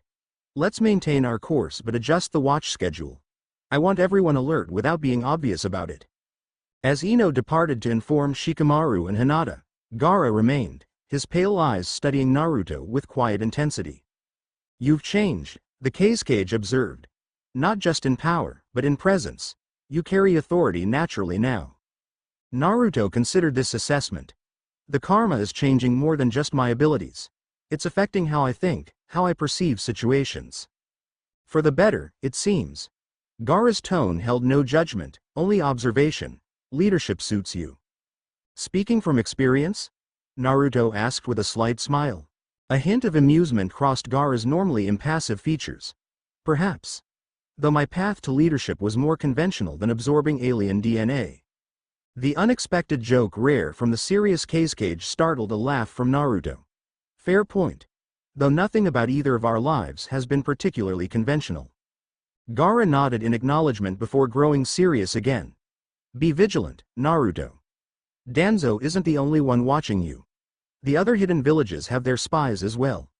News of your transformation is spreading, despite Konoha's efforts to control the information. All the more reason to make this diplomatic mission successful, Naruto replied. Better to demonstrate Konoha's new strength comes with responsibility than let fear drive speculation. As they returned to camp, Naruto caught Hinata's questioning glance and gave a subtle nod to indicate they would discuss the situation privately later. The team rearranged their watch schedule without comment, everyone understanding the unspoken thread now shadowing their mission. 3 days later, they reached the border between the land of fire and the land of rivers. The landscape had gradually transformed from dense forests to rocky plains scattered with streams and small lakes. Ahead, the terrain would grow increasingly arid as they approached the land of wind and Sunagakure. Their shadows had maintained a consistent distance, observing but not interfering. Naruto had decided against confrontation unless they made a hostile move, preferring to focus on the diplomatic mission rather than Danzo's schemes. As they prepared to cross into river country, Hinata activated her Byakugan to survey the border region. "There's a small town 5 kilometers ahead," she reported. "And something else. A disturbance in the chakra of the land itself, like a ripple in a pond." Naruto exchanged glances with Gaara, who nodded slightly. They would investigate. "Shikamaru, thoughts on approach?" Naruto deferred to the tactical genius naturally. "Civilian disguise," Shikamaru suggested without hesitation. "We'll pose as merchants traveling to Suna. Less conspicuous than a shinobi delegation, and it lets us gather information without alarming anyone." The plan was quickly implemented, the team sealing away their more obvious ninja equipment and adopting simple traveling clothes. Even Gaara, recognizable as he was, could pass for an ordinary traveler with his gourd wrapped in plain cloth and a traveler's hat shadowing his distinctive features. The town of Mizubashi proved to be a trading hub where merchants from multiple nations exchanged goods. Its strategic location near multiple borders had created a neutral zone where politics took a backseat to commerce. Perfect for gathering information without attracting undue attention. They split into pairs, Naruto with Hinata, Shikamaru with Ino, while Gaara chose to move alone, his natural reticence making him better suited to silent observation than active information gathering. "Focus on any mentions of strange visitors or unusual phenomena," Naruto instructed. "We'll reconvene at the inn at sundown." As they dispersed through the marketplace, Naruto and Hinata adopted the persona of a young couple shopping for textiles, allowing them to move freely while engaging merchants in casual conversation. "Business has been strange lately," an older woman selling dyed fabrics told them as Hinata examined a bolt of blue cloth. "Used to be predictable busy during festival seasons, quieter during planting tim. But this past month, scholars and researchers appearing out of nowhere, asking about the old ruins in the hills. Paying good money too." "Ruins?" Naruto inquired casually. "What kind of ruins?" The woman shrugged. "Been there forever. Stone circles and carvings no one can read. Nothing special to look at, but these city folks act like they've found gold." She leaned closer, lowering her voice conspiratorially. "Between you and me, something's got them spooked. They're hiring guards, good ones, not just local muscle." "How interesting," Hinata commented, maintaining their cover. "Are these ruins far from town?" "Half a day's walk northwest, near the 3 Cascade Falls." The merchant wrapped the cloth Hinata had selected. "Though I wouldn't recommend sightseeing there now. Strange lights been seen at night, and some of the local hunters won't go near the place anymore. Say it feels wrong." They thanked the woman and continued through the market, gathering similar fragments of information from various sources. By mid-afternoon, a pattern had emerged. Something was happening at the ruins that had drawn both scholarly interest and superstitious fear from locals. As they headed toward a tea house for refreshment, Naruto suddenly tensed, his enhanced senses detecting a familiar chakra signature approaching rapidly from the east. Not one of their root shadows, but something equally concerning. "We have company," he murmured to Hinata, who discreetly activated her Byakugan. 2 kilometers and closing fast," she confirmed. "It's Sasuke." The name sent a jolt through Naruto. His former teammate and rival had been notably absent from Konoha affairs since defecting to Orochimaru years ago. That he would appear now, coinciding with their investigation of Otsutsuki-related phenomena, couldn't be coincidence. "He's alone," Hinata added, surprise evident in her voice. "No sign of Orochimaru or other companions." Naruto made a quick decision. "Find the others. Tell them to continue as planned. I'll meet Sasuke away from the town, less chance of collateral damage if things go poorly." Hinata's concern was evident, but she nodded in agreement. "Be careful. His chakra has evolved since we last encountered him. There's something dark embedded within it." With a reassuring smile that didn't quite reach his eyes, Naruto slipped away from the marketplace, moving swiftly toward the outskirts of town. He chose a clearing among a stand of wind-bent trees as his meeting place, positioning himself with strategic awareness that came both from years of training and the enhanced tactical thinking the karma provided. He didn't have to wait long. A figure appeared at the edge of the clearing, tall, dressed in dark clothing with a sword strapped to his hip. Sasuke's appearance had matured since their last encounter, his features sharper, his eyes holding the cold calculation that had replaced youthful anger. Naruto. His voice was deeper, controlled, revealing nothing of his thoughts. Sasuke. Naruto remained relaxed but alert, studying his former teammate carefully. This is an unexpected reunion. Sasuke's eyes won the black of the Uchiha, the other concealed beneath a fall of dark hair assessed Naruto with equal intensity. You've changed. So have you. Naruto made no move to close the distance between them. What brings you to River Country? Somehow I doubt it's the local cuisine. A hint of something amusement perhaps flickered across Sasuke's expression before vanishing. The same thing that brought you, I imagine. Power beyond the understanding of ordinary shinobi. His gaze fixed on Naruto's right arm, where the karma seal patterns were visible beneath his sleeve. The Otsutsuki legacy. You've awakened it. The casual mention of the alien clan confirmed Naruto's suspicions. Sasuke had been researching the same phenomena, likely under Orochimaru's guidance. And you've been hunting for it, Naruto replied evenly. Did Orochimaru send you to check on the competition, or are you operating independently these days? Sasuke took a few steps forward, entering the clearing properly. Orochimaru has his interests. I have mine. Sometimes they align, sometimes they don't. The non-answer was typical of the Uchiha, but Naruto sensed no immediate hostility. Curiosity rather than aggression radiated from his former teammate. What do you know about the karma seal? Sasuke asked directly.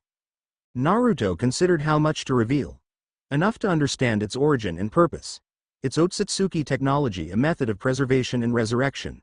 This one was placed on me during the Nine Tails attack, by an Otsutsuki who used the chaos as cover. And it's changing you, Sasuke observed. I can see it in your chakra. It's becoming less human. While remaining entirely my own, Naruto countered firmly. Unlike some, I don't need to borrow power through questionable means. The subtle dig at Sasuke's relationship with Orochimaru didn't go unnoticed. The Uchiha's eyes narrowed slightly. We all make our choices, Naruto. I chose a path that would give me the power I needed. You. His gaze lingered on the karma seal. Had greatness thrust upon you, it seems. Why are you here, Sasuke? Naruto asked, tiring of the verbal sparring. What do you want? For a moment, genuine emotion broke through Sasuke's controlled facade, something like urgency.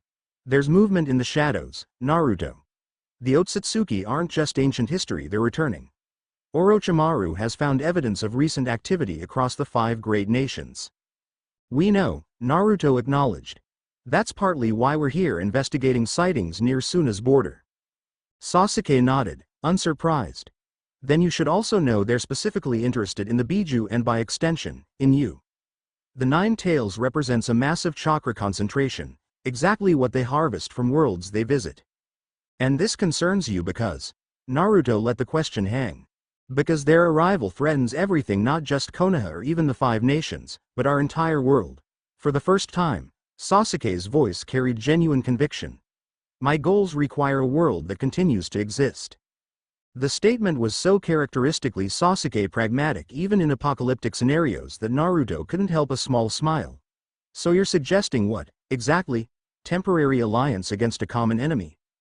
Information sharing, at minimum, Sasuke replied. Orochimaru has located several Otsutsuki sites containing records and artifacts.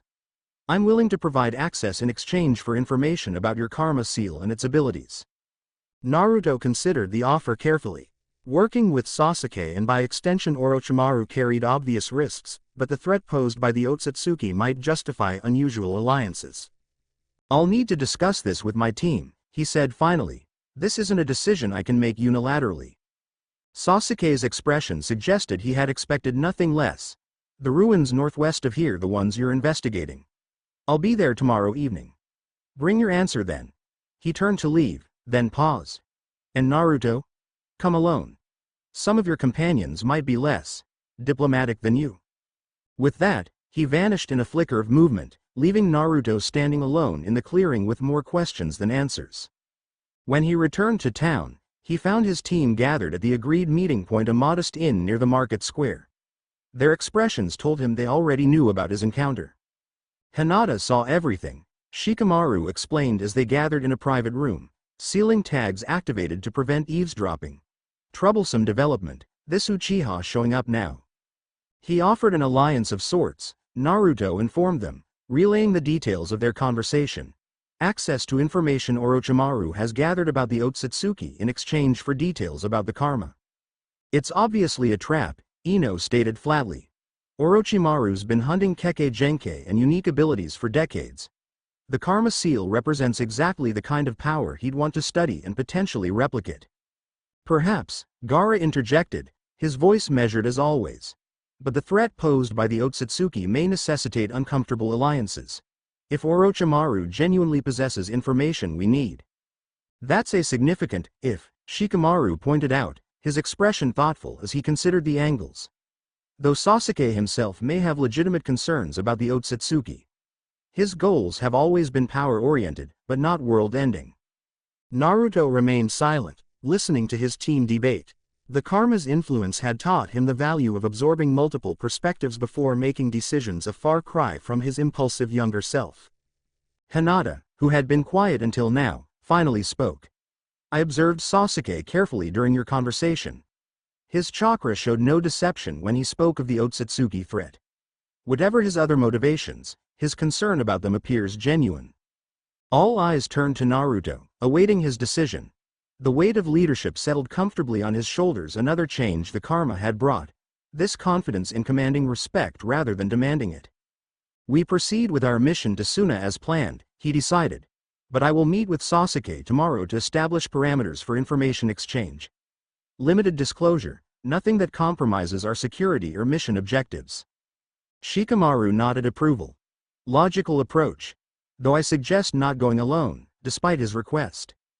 I won't be, Naruto agreed. Hinata will accompany me at a distance. Her Byakugan can monitor the situation while maintaining the appearance that I've come alone. The plan settled, they turned to sharing the intelligence they'd gathered in town. The locals' reports of strange lights and scholarly interest in the ruins aligned with the patterns they'd observed elsewhere, signs of Otsutsuki activity or at least interest in Otsutsuki sites. We should investigate these ruins before departing for Suna, Gaara suggested. They may contain information relevant to the sightings near my village.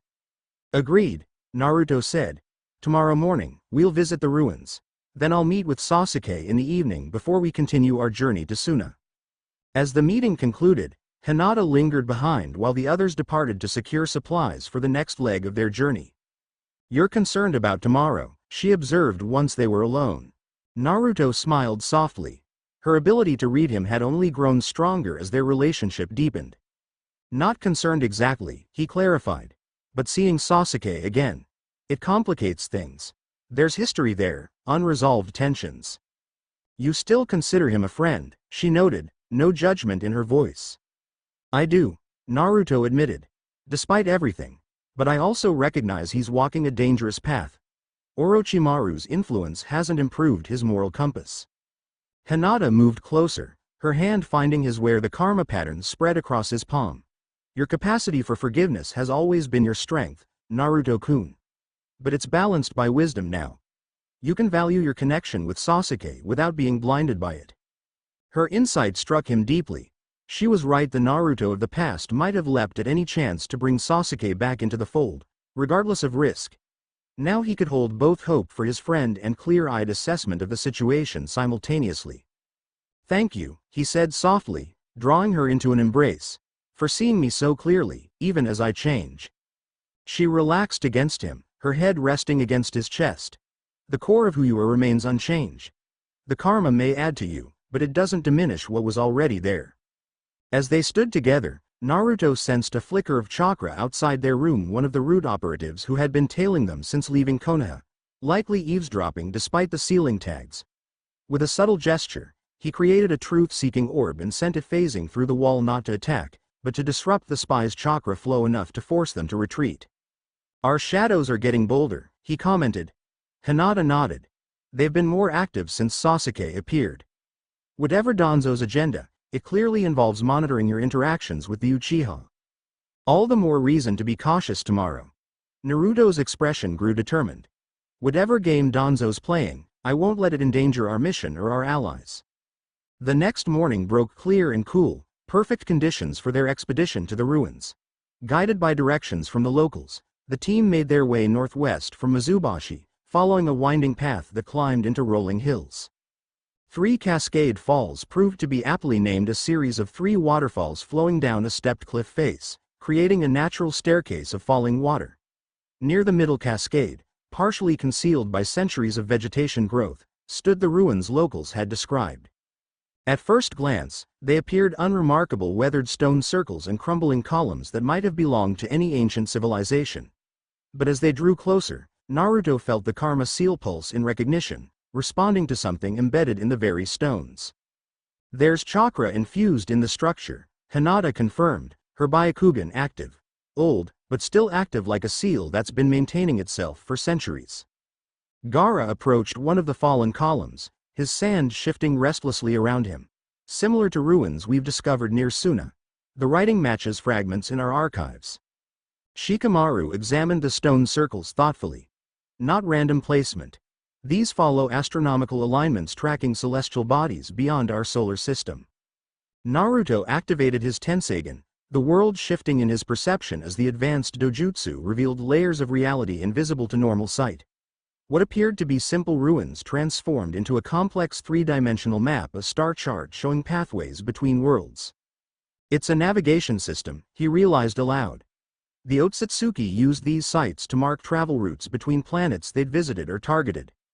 He approached the central stone circle, where faint symbols had been carved into the weathered surface.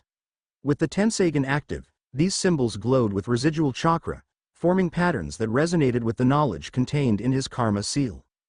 Without conscious thought, Naruto placed his palm against the central stone. The karma patterns flared bright blue, spreading up his arm as information flowed between the ancient site and the seal. Visions flooded his mind, glimpses of pale figures descending from the sky, of massive tree-like structures draining entire worlds of chakra, of battles between Otsutsuki clan members as they disputed territory and harvest rights. More specifically, he saw this very location centuries ago, when it had served as an observation post monitoring the development of chakra in humans following the Sage of Six Paths distribution of that power across the world. "Naruto?" Hinata's voice pulled him back to the present, her concern evident as she touched his shoulder. He blinked, the Tenseigen fading as he processed what he'd witnessed. "I'm all right. The site connected with the karma showed me its purpose." "Which is?" Shikamaru prompted. "Monitoring," Naruto explained, still organizing the rush of information in his mind. After Kagaya Otsutsuki was sealed, other clan members established outposts to watch how chakra developed in humans. They were farming us, essentially, cultivating chakra to eventually harvest. The implications settled heavily over the group, and now they've returned to reap what they've sown, Gaara concluded grimly. "Not exactly," Naruto corrected, drawing on the knowledge flowing from the karma. "The normal cycle takes thousands of years. Something has accelerated their timetable, brought them back earlier than planned." "The tailed beasts," Ino suggested. "Concentrated chakra sources would be valuable targets." "That's part of it." Naruto frowned, trying to crystallize the fragmented insights from the vision. "But there's something else. Something about Kaguya's legacy. The Otsutsuki returning now are concerned about what she left behind." "Which could include you," Shikamaru pointed out. "If your karma seal contains an Otsutsuki consciousness, that would certainly interest others from their clan." Naruto nodded in agreement. "We need to get this information to Sunagakure and then Konoha. The Otsutsuki aren't just making random appearances, they're systematically checking their outposts, likely preparing for something larger." As they prepared to depart, Naruto created several shadow clones to thoroughly document the site, recording the symbols, mapping the stone arrangements, and gathering any physical evidence they could transport. One clone approached him privately, speaking low enough that only he could hear. "There's something else in the vision you didn't mention," the clone said. "A name. Ashiki." Naruto nodded slightly, acknowledging the information without sharing it with the others yet. The name had appeared briefly in the vision, another Otsutsuki, powerful and feared even among his own kind. Someone connected to the karma seal, though exactly how remained unclear. As the team made their way back to Mizubashi, Naruto's thoughts turned to his upcoming meeting with Sasuke.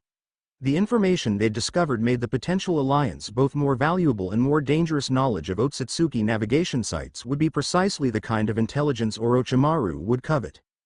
"You're troubled," Gaara observed as they walked side by side, the others ranging ahead and behind. "Weighing risks," Naruto admitted. Sasuke and Orochimaru could be valuable allies against the Otsutsuki threat, but their own ambitions make them unpredictable. Gaara nodded in understanding. The burden of leadership is determining which risks are necessary and which are merely reckless. It is not an easy calculation. "How do you manage it?" Naruto asked, genuinely curious about the Kazesage's approach. "I consider not just immediate outcomes but distant ones," Gaara replied thoughtfully. "Not just what an action achieves today, but what patterns it establishes for tomorrow. Sometimes the right path involves temporary alliance with those we distrust, but never at the cost of our fundamental principles." The insight resonated with Naruto, helping clarify his own thinking. By the time they returned to town, he had developed a framework for his meeting with Sasuke: what information he was willing to share, what boundaries could not be crossed, and what commitments he would require in return. As evening approached, he prepared to meet his former teammate. Hinata would accompany him as planned, maintaining distance but keeping watch with her Byakugan. The rest of the team would remain in town, ready to move if necessary. "Be careful," Ino told him as he prepared to leave, her professional demeanor failing to completely mask personal concern. "Sasuke's chakra has always been volatile, and Orochimaru's influence hasn't improved it." "I will," Naruto assured her with a smile. "Besides, I'm not the same shinobi he remembers either." The ruins were bathed in golden light when he arrived, the setting sun casting long shadows across the ancient stones. Sasuke was already there, a solitary figure standing amid the central circle where Naruto had received his vision earlier that day. "You came," Sasuke acknowledged as Naruto approached. His mismatched eyes, one black, one bearing the Rinnegan, took in Naruto's appearance with careful assessment. "Alone, as requested." Naruto offered a noncommittal smile, knowing Hinata was positioned within range of her Byakugan but outside sensor detection. "As agreed. Have you considered my terms?" "Information exchange only," Sasuke confirmed. "No requirements to return to Konoha, no attempt to interfere with my current arrangements." A hint of sardonic amusement touched his expression. "You've become more diplomatic, Naruto. The village elders must be pleased." "I've learned that shouting about becoming Hokage isn't as effective as demonstrating the qualities the position requires," Naruto replied evenly. "Speaking of which, I've discovered something about these ruins you might find interesting." He explained the site's function as an Otsutsuki navigation and monitoring outpost, carefully omitting certain details like the name Ashiki and the specific vision he'd received through the Karma's connection. Sasuke listened intently, his expression revealing nothing. When Naruto finished, he nodded slightly. "That aligns with what we've found elsewhere. Orochimaru has identified 3 similar sites across the 5 nations, one near the Land of Water, another in the mountains north of Earth Country, and a third deep within the forests of the Land of Fire itself." "All active?" Naruto asked. "Increasingly so," Sasuke confirmed. "Chakra readings have been rising steadily over the past 6 months, as if they're being reactivated remotely." "By the Otsutsuki now appearing near Suna," Naruto surmised. "Likely." Sasuke stepped closer to the central stone, examining the symbols carved there. "What's interesting is the timing. These sites have remained dormant for centuries. Why activate them now?" "Something's changed," Naruto suggested. "Possibly related to Kaguya's seal or the distribution of the Biju." Sasuke's eyes narrowed slightly. "Or the appearance of your Karma seal. Have you considered that you might be the catalyst?" The question hit uncomfortably close to Naruto's own concerns. "It's possible," he acknowledged. "Though the timing doesn't quite align. The Karma was placed on me as an infant, but only activated recently." "And what triggered that activation?" Sasuke pressed. Naruto hesitated, weighing how much to reveal. "Contact with an Otsutsuki artifact, a horn fragment similar to what's been found near Suna." "Resonance." Then, Sasuke nodded as if confirming a theory. "The pieces are responding to each other across distance, which suggests they're preparing for someone's arrival," Naruto finished, the realization crystallizing from the fragments of knowledge he'd gathered. "These aren't just monitoring stations, they're beacons." The implications hung heavily between them. If the Otsutsuki outposts were being activated as navigational beacons, it meant something or someone was coming. Something significant enough to warrant extensive preparation. Sasuke broke the momentary silence.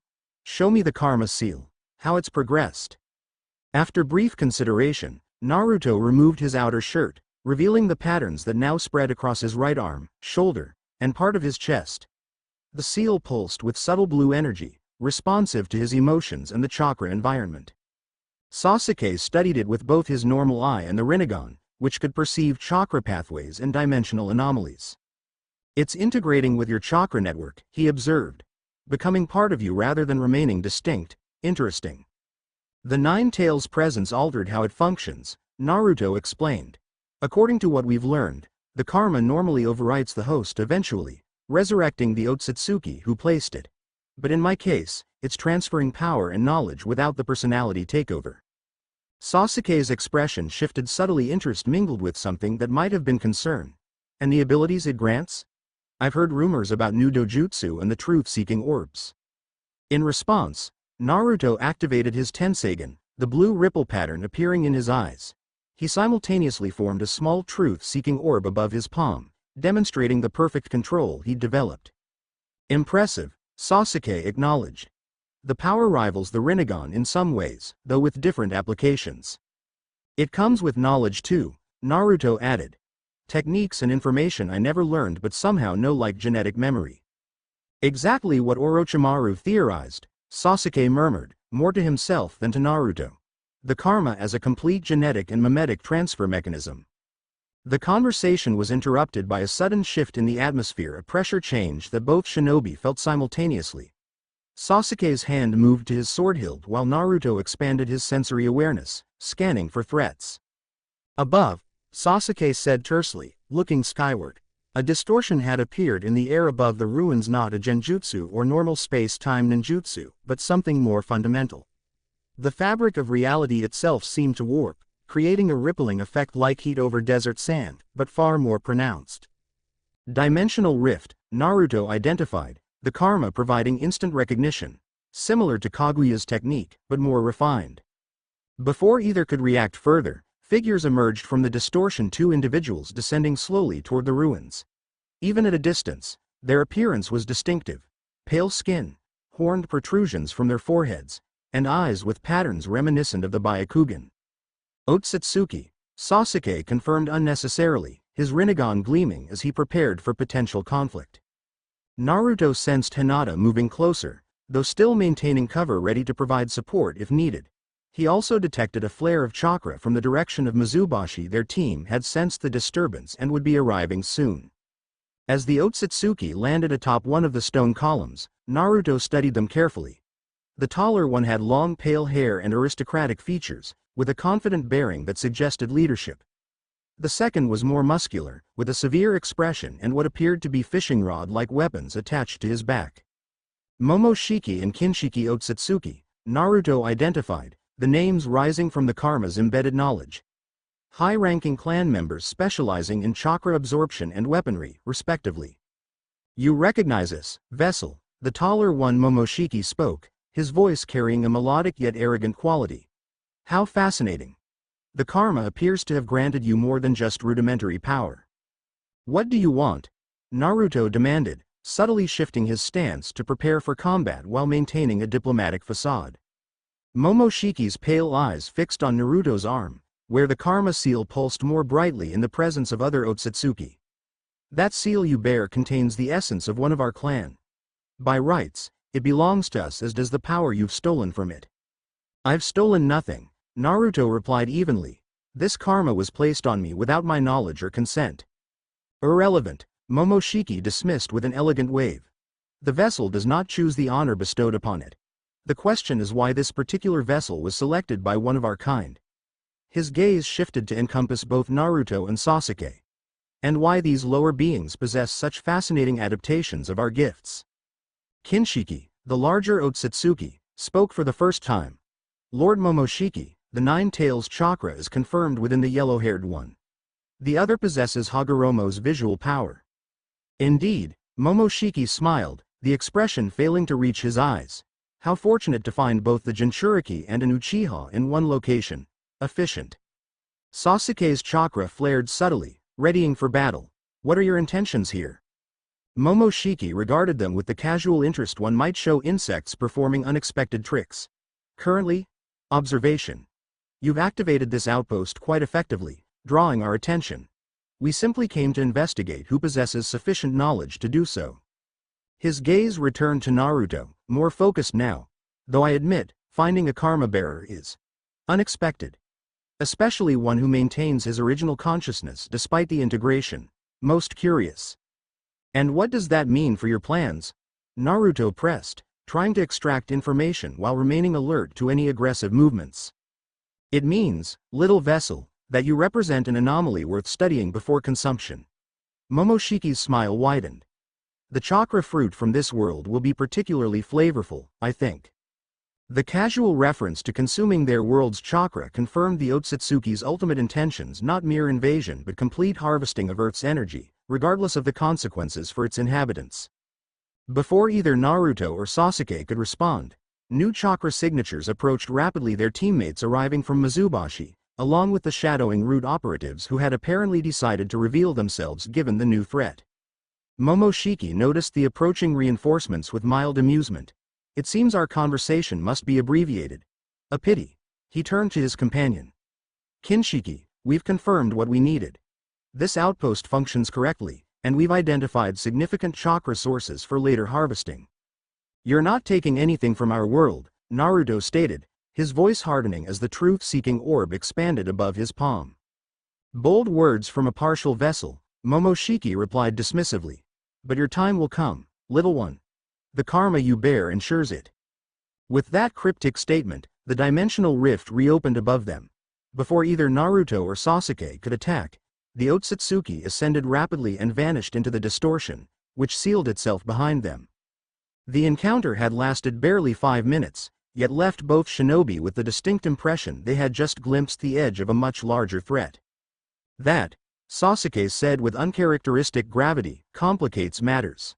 Naruto nodded, his mind racing with implications as the karma seal pulsed warmly against his skin, responding to the presence of its kin even after they'd departed. They'll be back, he said with certainty, and next time, they won't just be observing. As Hinata emerged from her position and their teammates arrived at the ruins, followed by the previously hidden root operatives, Naruto realized the diplomatic mission to Suna had just acquired an entirely new dimension of urgency. The Otsutsuki weren't merely a historical curiosity or abstract threat, they were planning, and they had specifically identified both Jinchuriki and Uchiha as targets of interest. Whatever game Danzo had been playing with his root surveillance now paled in comparison to the cosmic chess match unfolding around them, one where Earth itself was merely a board upon which greater powers moved their pieces. Chapter 2 and Chapter 3. Cosmic chess silence hung over the ruins as Naruto's team and the root operatives processed what they had just witnessed. The dimensional rift had closed without a trace, leaving only the ancient stones and the evening breeze as evidence that anything unusual had occurred at all. Shikamaru was the first to break the stillness, his analytical mind already working through implications. So those were the Otsutsuki. Troublesome doesn't begin to cover it. They weren't even trying to hide their intentions, Ino added, her voice tight with controlled alarm. They spoke about consuming our world's chakra like it was a meal they were planning. Sasuke remained apart from the group, his mismatched eyes fixed on the spot where the visitors had vanished. Their power levels were concerning. Even with the Rinnegan, I couldn't fully track their dimensional manipulation. Naruto turned to the 3 root agents who had abandoned their cover to approach the ruins, a tactical decision that spoke volumes about the significance of what had transpired. Their blank Anbu-style masks couldn't hide their tension as they faced the assembled shinobi. I assume Danzo will want a full report on this encounter. Naruto addressed them directly, his tone neither accusatory nor conciliatory, simply matter of fact. The lead operative, distinguished by red markings on his mask, responded with surprising candor. Lord Danzo's concerns about extraterrestrial threats have just been validated. This changes parameters. Indeed it does, Naruto agreed. Which is why I propose a temporary suspension of whatever surveillance mission you've been assigned. The Otsutsuki threat supersedes internal political maneuvering. The root agents exchanged glances, communicating silently before the leader nodded. Conditional agreement. We'll report what we've witnessed and await new instructions. Fair enough. Naruto turned back to his team, including Sasuke in his gaze. We need to accelerate our timeline. The diplomatic mission to Suna is now secondary to preparing defenses against a potential Otsutsuki invasion. Gaara, who had been studying the central stone circle with intense focus, looked up. These ruins hold more information than we've extracted. Before we depart, we should thoroughly document everything. Agreed, Sasuke said, surprising everyone by supporting Gaara's suggestion. Orochimaru's research indicates these sites contain encoded data about Otsutsuki capabilities and weaknesses. If we can decipher it. The unspoken alliance solidified in that moment not through formal declaration but through shared purpose against a common existential threat. Even the root operatives seemed to acknowledge the necessity, keeping their distance but not interfering as Naruto organized the investigation. Hinata, use your Byakugan to identify chakra concentrations within the stones. Ino, record any patterns or symbols for later analysis. Shikamaru, work with Gaara to map the astronomical alignments. Naruto turned to Sasuke. Your Rinnegan can perceive dimensional echoes. Look for any traces of where their portal led. As the team dispersed to their tasks, Naruto approached the central stone where Momoshiki had stood. The karma seal pulsed warmly as he placed his palm against the ancient surface, and once again, knowledge flowed into him not in chaotic flashes this time, but in an organized stream, as if the seal had learned to better integrate with his consciousness. Images formed in his mind. Otsutsuki clan hierarchies, their dimensional travel methods, the god tree cultivation process that harvested entire worlds. More personally, he saw fragments of memory from the Otsutsuki who had placed the karma upon him, a dying clan member named Urashiki who had used the Nine Tails attack as cover for his final act. Most disturbing was the glimpse of internal Otsutsuki politics, the rivalries and betrayals that shaped their movements across dimensions. Momoshiki and Kinshiki represented just one faction. Others existed, including the mysterious Ashiki whose name had appeared in earlier visions. What are you seeing? Hinata's voice pulled him gently back to the present, her hand resting lightly on his shoulder. Naruto blinked, the Tensagen fading as he processed the information flood. Their plans are more complex than simple harvesting. There's internal conflict within their clan, competing interests in our world. How does that affect us? She asked pragmatically. It might give us leverage, Naruto replied, his tactical mind enhanced by both experience and the karma's influence, already calculating possibilities. If different Otsutsuki factions have conflicting agendas, we might exploit those divisions. Classic shinobi strategy, Sasuke commented, approaching silently. Though applying it to godlike aliens presents unique challenges. Naruto nodded in agreement. The karma provides insight into their psychology, but they're fundamentally different from humans. Their timescale spans millennia, and they view entire civilizations as crops to be harvested. Yet they clearly have emotions, Hinata observed. Momoshiki's pride was evident in every word. Pride can be leveraged. Her astute observation impressed both men, reminding them that Hinata's quiet demeanor concealed a sharp strategic mind shaped by Hyuga training. As night fell, they completed their documentation of the ruins. The combined expertise of the team had yielded significant insights. The site functioned as both monitoring station and beacon. It connected to other similar locations through chakra resonance, and most importantly, it contained historical records of previous Otsutsuki visitations to Earth. They've been cultivating our world for generations, Shikamaru concluded, reviewing the assembled information. Each visit seeds new chakra developments, which are allowed to flourish until the next harvesting cycle. The Biju were created as part of this process, Gaara added, his expression grim. Concentrated chakra sources to be collected when fully matured. And Kekkei Genkai, like the Sharingan and Byakugan, are derived from Otsutsuki genetics, Sasuke continued. Diluted through generations of human bloodlines, but still connected to their source. Ino, who had been organizing their findings, looked up with sudden realization. Which means those of us with Kekkei Genkai might be more compatible with Otsutsuki techniques like Naruto's adaptation to the karma. The insight sent ripples of unease through the group, particularly among those with bloodline abilities. The possibility that their prized genetic traits had been deliberately engineered by alien cultivators challenged fundamental assumptions about ninja identity and heritage.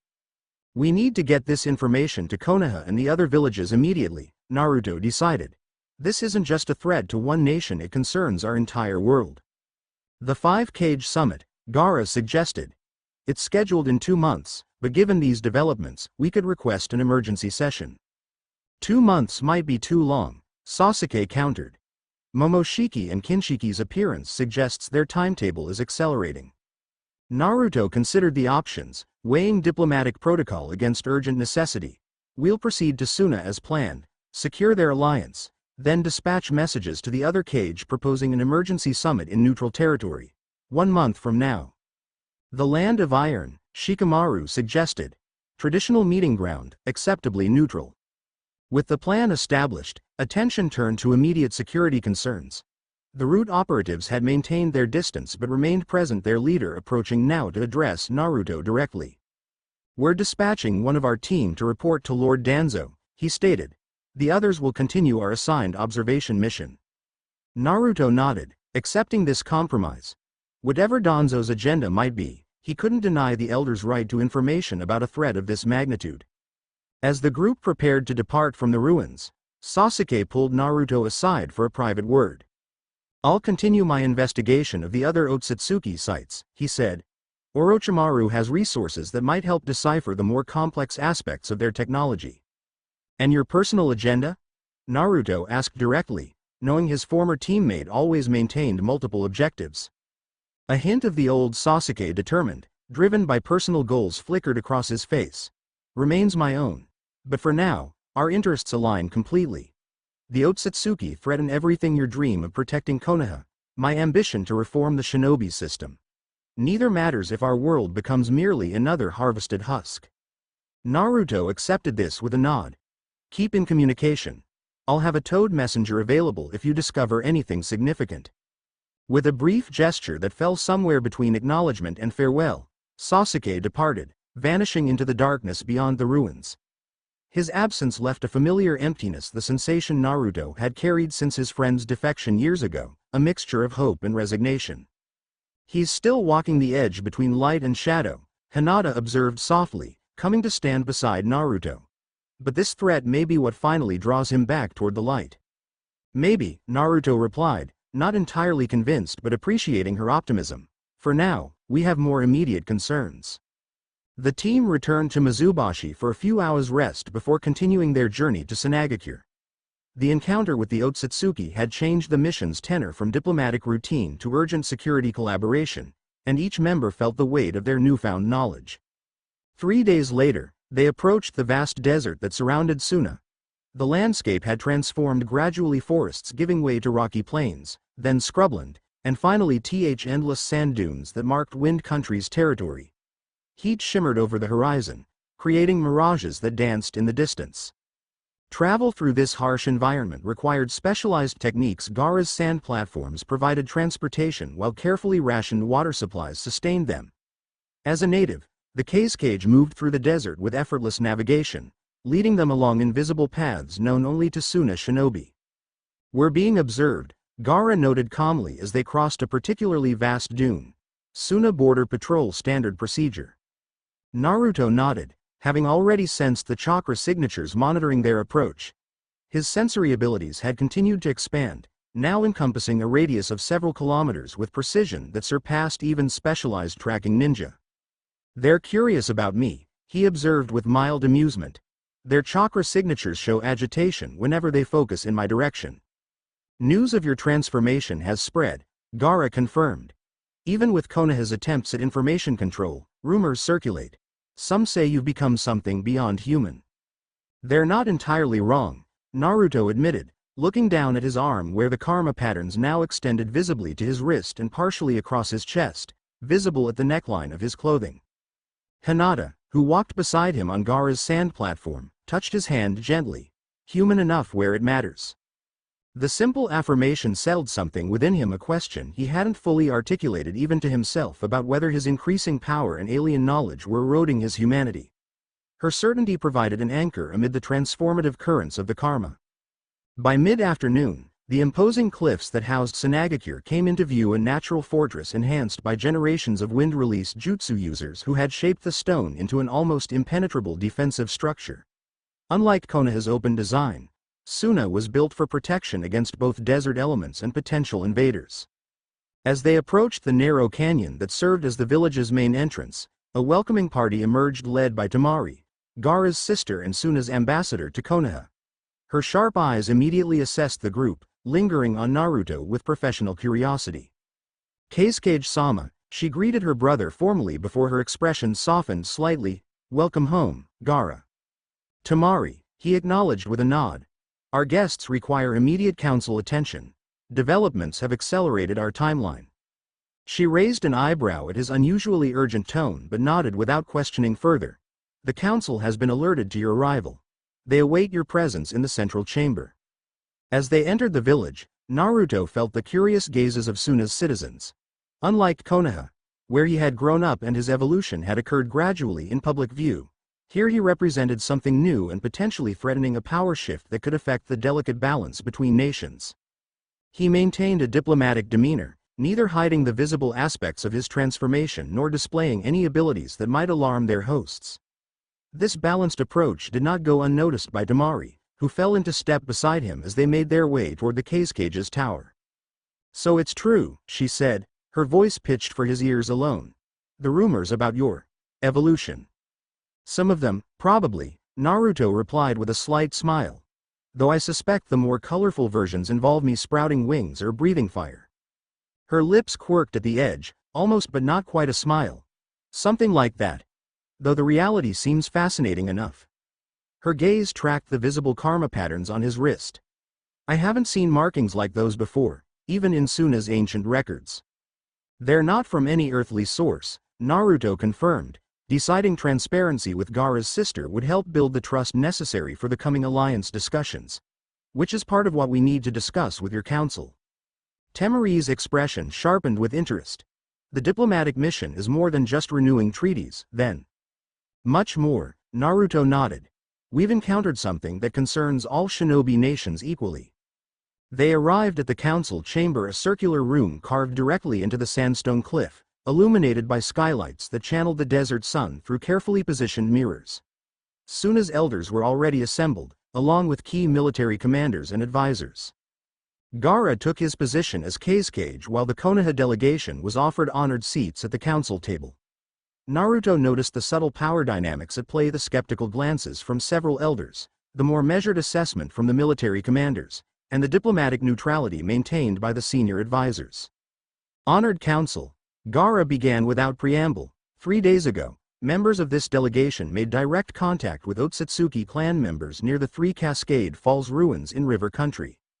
The announcement sent immediate ripples through the chamber, whispered consultations and expressions of disbelief or concern, depending on each council member's familiarity with the ancient legends. "The same entities connected to the unusual sightings near our borders," Gaara continued. "They confirmed their intentions toward our world, the harvesting of all chakra, regardless of human survival." Baki, Gaara's former sensei and a respected Suna commander, leaned forward. "You're speaking of the pale visitors from our ancient records as if they've returned."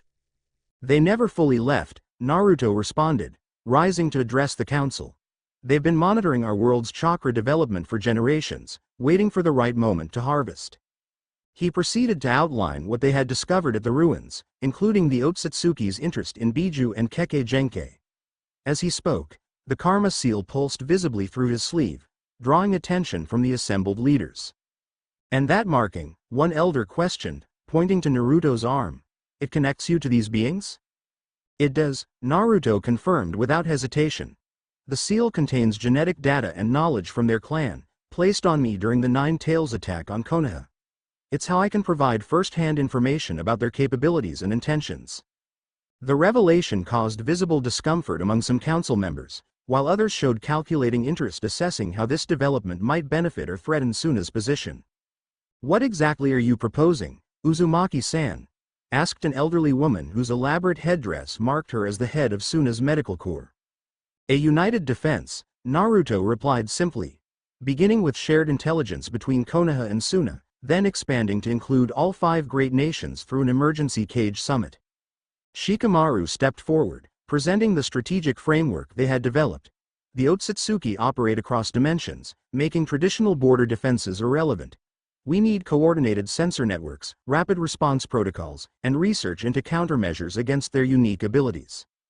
For the next 2 hours, the discussion continued questions about specific Otsutsuki capabilities, debate over resource allocation for joint defense initiatives, and the political complexities of bringing traditionally antagonistic nations like Kumo and Iwa into a unified response. Throughout, Naruto maintained a carefully balanced presence, contributing expertise derived from the karma while avoiding any display that might suggest domination or intimidation. This diplomatic restraint impressed even the most skeptical council members, who had clearly expected a more forceful approach from Konoha's Jinchuriki representative. As the formal session concluded with provisional agreement to support the emergency summit proposal, Naruto found himself approached by Temari once again. "The council is convinced of the threat," she observed, "but some remain concerned about you specifically. Your Po growth represents a significant shift in the balance between nations." "I understand their concern," Naruto acknowledged. "From their perspective, I appear to be a weapon Konoha is developing, potentially destabilizing existing power structures." Temari studied him with renewed interest. "You've grown politically astute since our Chunin exam days. I remember a loud boy who proclaimed his greatness rather than demonstrating it." Naruto chuckled, the sound warm and genuine. "I'm still working on the demonstration part, but I've learned there are times when volume doesn't serve the message." Indeed. Something shifted in her expression, professional assessment giving way to more personal curiosity. "Gaara mentioned you might be interested in our historical archives. The sections concerning celestial visitors are restricted, but as the Case Cage's sister and ambassador, I could arrange access." "I'd appreciate that," Naruto replied, genuine enthusiasm in his voice. "Any information about previous Otsutsuki appearances could help us understand their patterns and vulnerabilities." "Tomorrow morning, then," she decided, "after you've rested from your journey." As Temari departed to make the necessary arrangements, Hinata approached, having concluded her own conversation with members of Suna's barrier team about sensory detection improvements. "That went better than expected," she observed quietly, "though some still view you with suspicion." "Caution rather than suspicion," Naruto corrected gently. "Which is appropriate when dealing with unprecedented power shifts. They're being prudent leaders, not antagonistic." Hinata smiled at his mature perspective. "Diplomatic as well as powerful. Lady Tsunade would be proud." Before he could respond, Ino joined them, her expression troubled. "We need to talk privately," she murmured. "Something's happening with the Karma Seal that you should know about." Their accommodations in Suna reflected their status as honored diplomatic guests, a private residence near the Case Cage's tower, comfortable despite the austere aesthetics that characterized the desert village's architecture. Once inside with privacy seals activated, Ino explained her concerns. "During the council meeting, I was monitoring your chakra network as we discussed," she began, professional despite the personal nature of their relationship. "The Karma Seal's integration rate accelerated significantly when you accessed information about the Otsutsuki. It's spreading faster now, establishing deeper connections to your central chakra system." Naruto nodded, having sensed the changes himself. "I've noticed increased data flow, more complete memories and technical knowledge becoming available." "It's not just information," Ino pressed, genuine concern evident in her voice. "The seal is restructuring aspects of your chakra network to more closely resemble Otsutsuki patterns. Your baseline energy signature is shifting subtly towards something less human." The implication hung in the air, causing Shikamaru to straighten from his characteristic slouch and Hinata to move unconsciously closer to Naruto. "You think I'm still being overtaken?" Naruto asked directly, addressing the fear none of them had fully articulated. Ino chose her words carefully.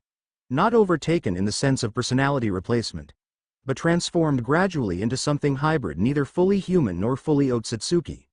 The process appears to be accelerating since direct contact with Momoshiki and Kinshiki." "Could their presence have triggered something in the seal?" Shikamaru questioned, his analytical mind already mapping possibilities. "Possibly," Ino conceded. "Or perhaps accessing the ruins activated dormant functions within the karma." Naruto remained calm despite the concerning news, turning inward to consult with his longtime internal companion. "Kurama, What are you sensing? He asked the nine tails within his mindscape. The massive fox's crimson eyes studied him from behind the modified seal gates. The Otsutsuki essence is expanding its influence, but not in the way these humans fear. It's not replacing you, it's enhancing you, integrating with both your chakra and mind to create something new. Something dangerous. Naruto pressed. Kurama snorted. All power is dangerous, Kit. The question is whether you maintain control of it or it controls you. So far, your will remains dominant. Returning his focus to the external conversation, Naruto shared Kurama's assessment with his team. The integration is changing me, but my consciousness and will remain intact. I'm becoming something new, but I'm still me. For now, Shikamaru pointed out pragmatically, but we need to consider contingencies if the balance shifts. Troublesome as it is to discuss, we need parameters for intervention if your transformation becomes problematic. Rather than taking offense, Naruto appreciated his friend's foresight. Agreed. Hinata and Ino should establish a monitoring protocol, the Byakugan, to track physical changes in my chakra network, Yamanaka techniques to assess psychological integration. And if we detect concerning shifts? Hinata asked, her voice steady despite the difficult subject. Containment first, then communication with Konoha, Naruto decided. Lady Tsunade should be informed of these developments regardless. We'll send a detailed report with tomorrow's messenger hawk.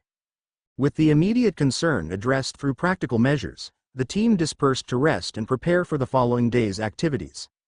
Naruto remained in the common area, watching the desert sunset through a narrow window designed to admit light while minimizing heat. Hinata joined him silently, her presence a comfort as they watched the sun sink below the distant dunes, painting the sky in spectacular shades of orange and purple. Neither spoke immediately, comfortable in shared contemplation. Are you afraid? She finally asked, echoing a question she had posed before, but now carrying new weight given Ino's observations. Naruto considered honestly before answering. Not of the changes themselves. But I worry about how they might affect those I care about, how people might see me differently as I become. Whatever I'm becoming. She turned to face him fully, her pale eyes meeting his directly. I see you, Naruto-kun. Not the power or the alien influence, but you, your heart, your spirit, your unwavering determination to protect others. That hasn't changed, no matter what markings appear on your skin. His hand found hers, their fingers intertwining naturally. How do you always know exactly what I need to hear? Because I've been watching you for years, she replied with a soft smile. Long enough to recognize what truly makes you who you are. The moment between them deepened, a bubble of peace amid the gathering storm of cosmic proportions.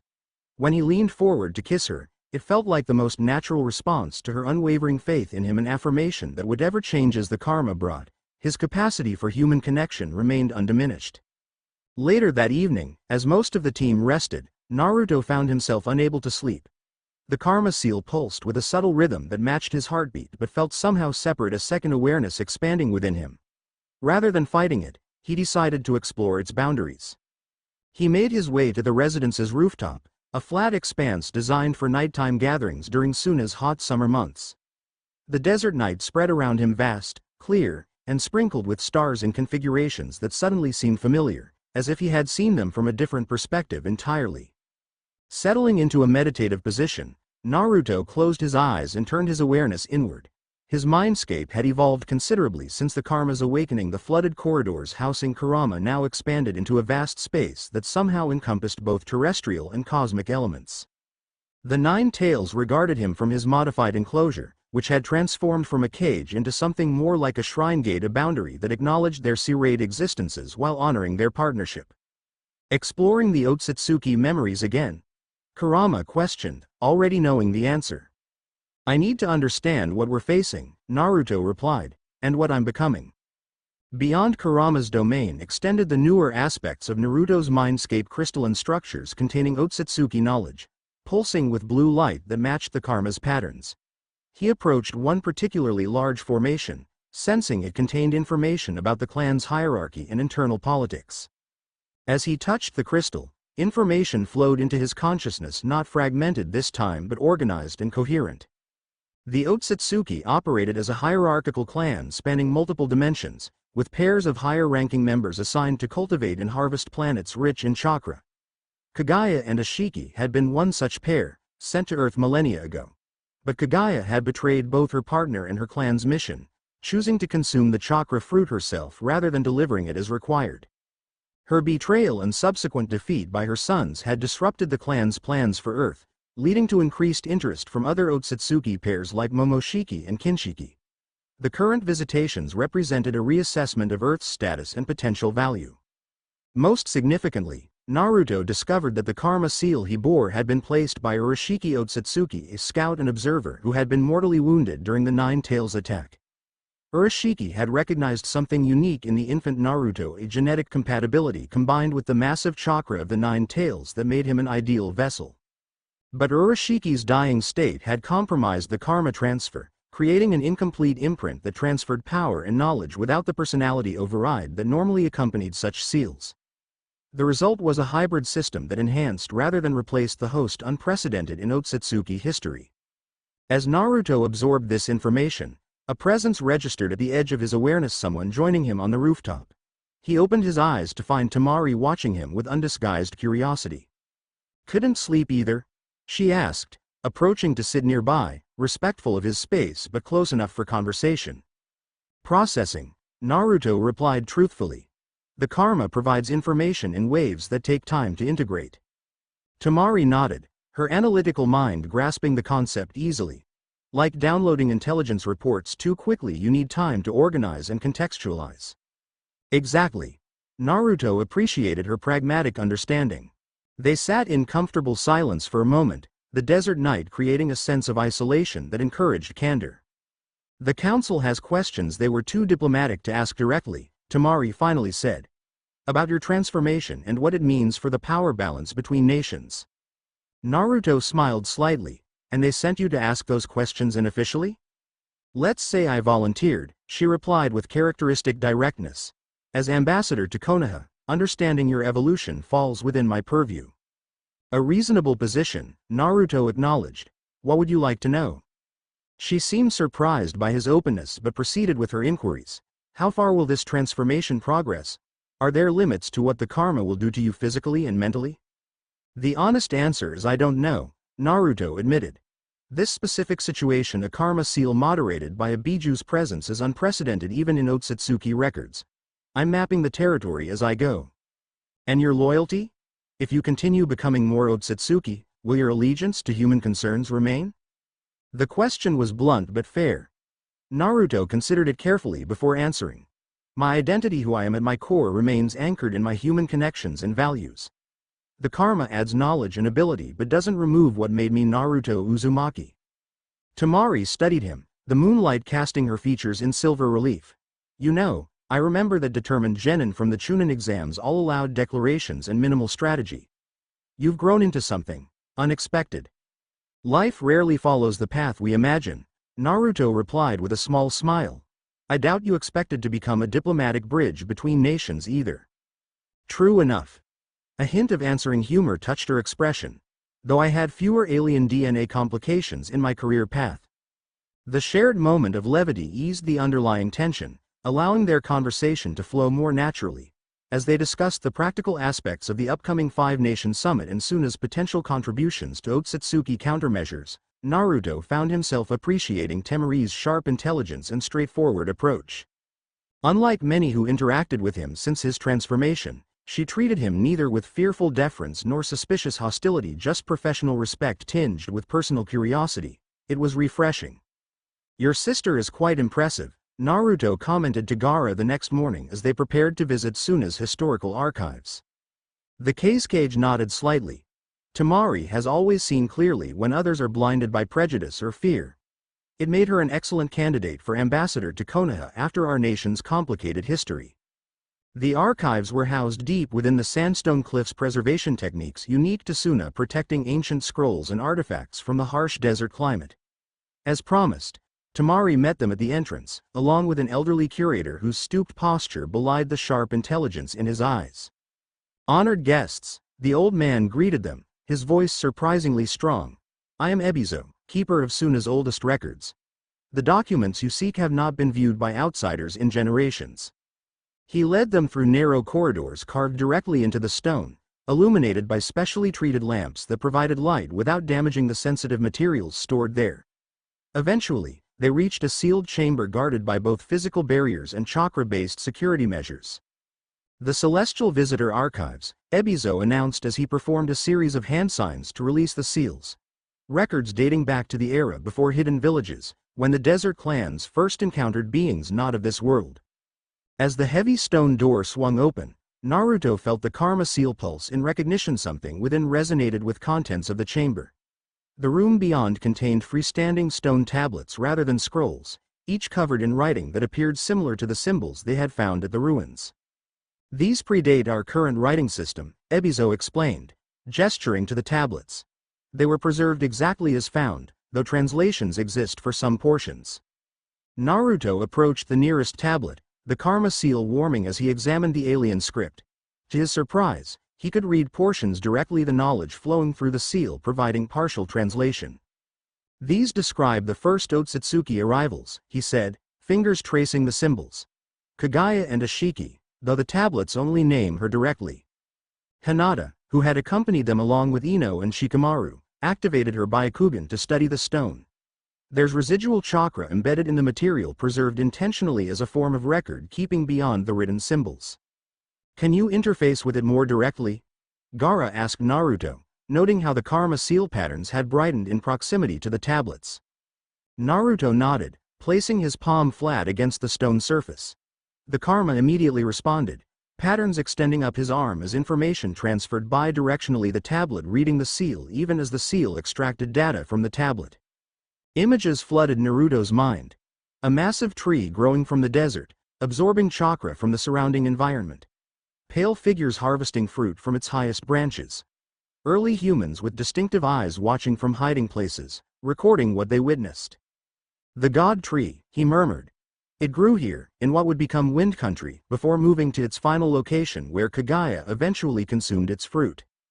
Ibizo's eyes widened. You can read the complete records? Our translations only captured fragments over centuries of study. Not reading exactly, Naruto clarified. The karma recognizes the information patterns and translates them directly to understanding. For the next several hours, they systematically examined the tablets, with Naruto acting as interpreter while the others documented his findings. The historical record proved invaluable, detailing not just Otsutsuki activities on Earth but their weaknesses, limitations, and internal conflicts. Most significant was confirmation of what Naruto had glimpsed in his mindscape exploration. Kaguya's betrayal of both her partner Ashiki and her clan's mission. According to the tablets, she had recognized something unique about Earth's inhabitants that led her to rebel against her assigned role as harvester. She developed attachment to this world, Naruto explained as he integrated the information, and possibly to its people. It's why she chose to consume the chakra fruit herself and settle here rather than delivering it to her clan as required. Which makes her both traitor and protector, from a certain perspective, Shikamaru observed thoughtfully. And suggests the Otsutsuki aren't entirely beyond emotional connections, Ino added. A potentially useful psychological insight. As they prepared to leave the archive chamber, having gathered as much information as they could process in one session, Naruto's attention was caught by a smaller tablet partially concealed behind the others. Unlike the main records, this one emanated a faint chakra signature that resonated specifically with his karma seal. There's something else here, he said, approaching the hidden tablet. Something different from the historical records. The stone was darker than the others, its surface not carved but seemingly grown into complex patterns that spiraled inward toward a central point. When Naruto touched it, the response was immediate and dramatic. The karma seal flared with brilliant blue light that spread across his entire right side, momentarily transforming his eye on that side to the Tensagen state. Information flooded his consciousness, but not historical data this time. Instead, he received something far more specific: coordinates for dimensional travel, precise locations of other Otsutsuki outposts across Earth, and most significantly, a warning about Vessel Zero, a human host containing Ashiki's consciousness, awaiting resurrection. The vision struck Naruto with such force that he momentarily staggered, gripping the edge of the stone tablet for support. The others moved toward him with concern, but he raised his hand to indicate he was processing rather than in distress. Vessel Zero, he murmured, the name reverberating through his mind with ominous significance. Ashiki survived. Survived what? Gaara questioned sharply. Explain. Naruto straightened, the blue glow of the karma gradually receding as he organized the rush of information. Kaguya's betrayal. According to this record, she attempted to kill her partner Ashiki during their initial mission to Earth. She believed he would report her intention to claim the God Tree's fruit for herself. But she failed, Hinata surmised from his expression. Not entirely, Naruto clarified. She inflicted critical damage, forcing Ashiki to seek an emergency vessel, a human host, to prevent his complete death. The record calls this, Vessel Zero, the first human to receive a karma seal. The implications rippled through the group as they grasped what this meant. Somewhere on Earth, a human host carried Ashiki Otsutsuki's consciousness potentially for centuries, awaiting the right conditions for resurrection. Another karma bearer. Shikamaru's mind raced with strategic calculations.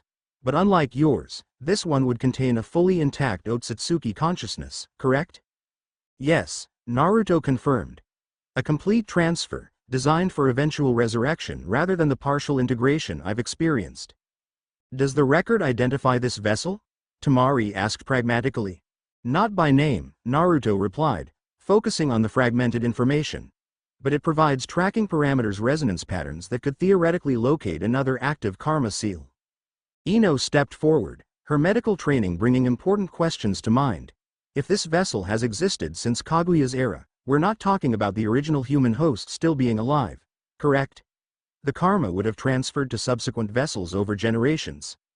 Exactly. Naruto nodded, impressed by her quick understanding. The karma persists through deliberate transfer to new hosts when the current vessel approaches death or becomes unsuitable. There could have been dozens of carriers across centuries, each preserving Ashiki's essence until conditions favor complete resurrection. Ebizo, who had been listening with increasing concern, spoke with the weight of historical perspective. Our legends speak of certain individuals throughout history who were God-touched. Humans who displayed inexplicable longevity and abilities beyond normal Kekkei Genkai. Perhaps these were not merely myths. The chamber fell silent as each person processed the revelation's significance. Kurama, who had been monitoring the situation from within Naruto's mindscape, offered his own insight. This explains much, Kit. The Biju have collective memories of a presence watching from the shadows, something neither human nor fully Otsutsuki, observing the world's development from a distance. The timing of current Otsutsuki activity makes more sense now, Naruto said, sharing Kurama's observation with the others.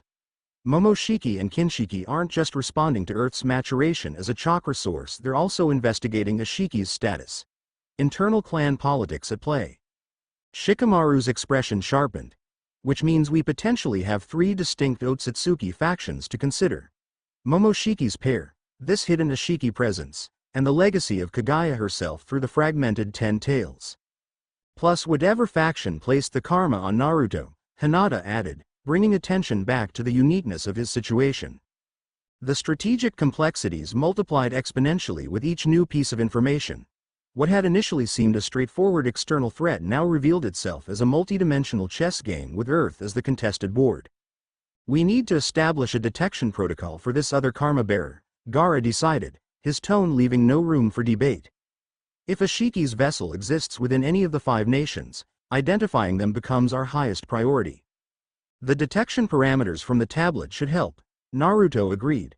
Though implementing them will require specialized sensor arrays beyond standard village security systems.